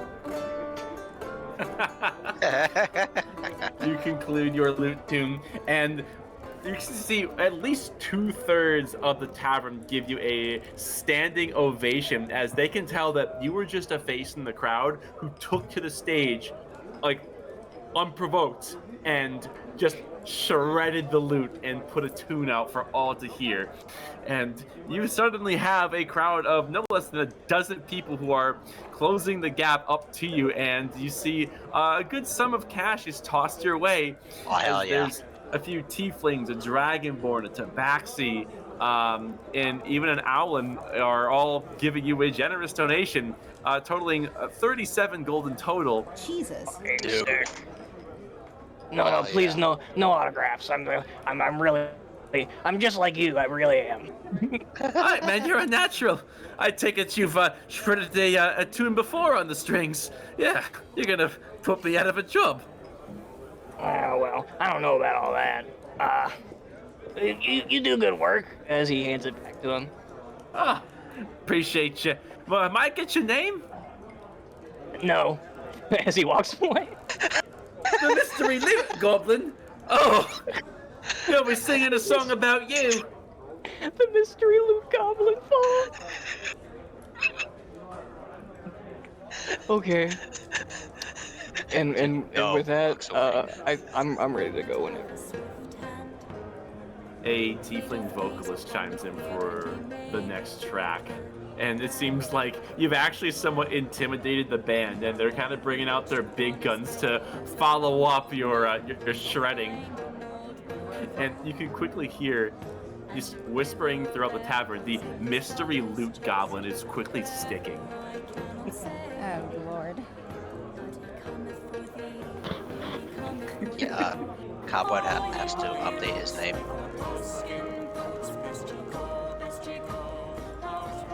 Is anyone doing anything else in the tavern? Leaving? Alright, Yep. everyone's heading back out. Yeah. Gotcha.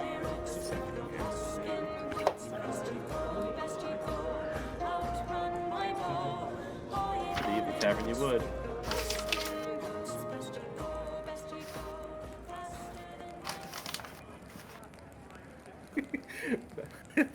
God damn it, Cowboy. First of all, gain a point I'm of sorry. I'm inspiration. sorry. Yeah. Oh, that's great. Sorry. I don't mean to be a ball hog. No. That was fantastic. It was great. I will never say no to something like that. That was great. I should have played a bard for. If only I actually had the cantrip pyrotechnics. Back out. Oh, that's something that artificers can learn.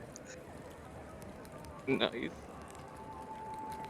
Well, we got something to fall back on if this doesn't pan out. If shit goes hits up, we could just play music. To everyone who is out in the streets again, you have a clear view of the Aurora South skyline, and something is odd. You feel a bit of a static cling on your skin for a second, suddenly arise very sharply. And everyone in the streets seemingly also feels this. You can see that a ways down the road there's a illusionary display of ongoing Auroran propaganda that suddenly flickers and begins to fail.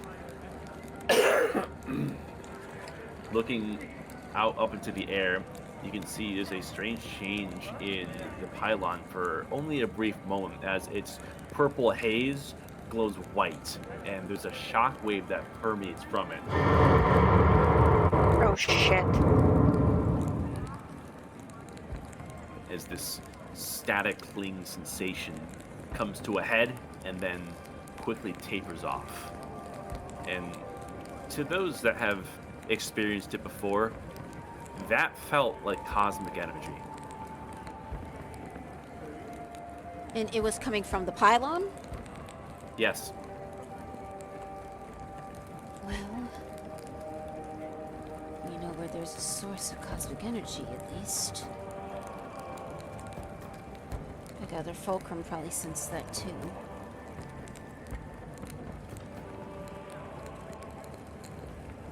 What, you think that is her fucking around with the core? No. I feel like that's Helios responding in a way. It's not too dissimilar from what was happening with the singing rings on the surface. It's just this is cosmic energy, and up top it was auric energy.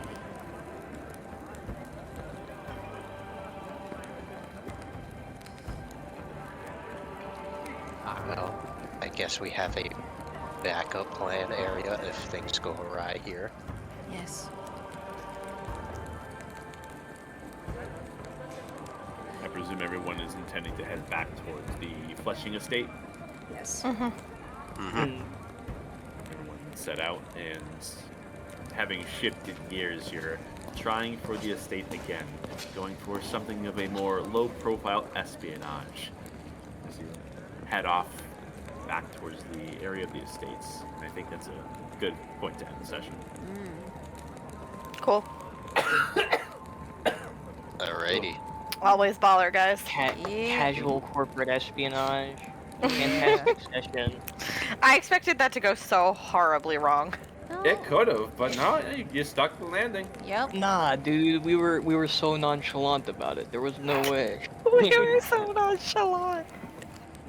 I was fully I'm just expecting surprised that. Cobweb Yeah, to just I'm just. lockpick the drawers. I'm just surprised that the guy, he was so nice. You were so fucking nice getting us all that stuff. I'm just surprised he didn't deck me as soon as I was like, I'm not hungry. I don't think he had it in Fucked him, up. to be honest. I don't think Yeah. anything recently is going to be. Can we have your name? No. And she Yeah. just walks away.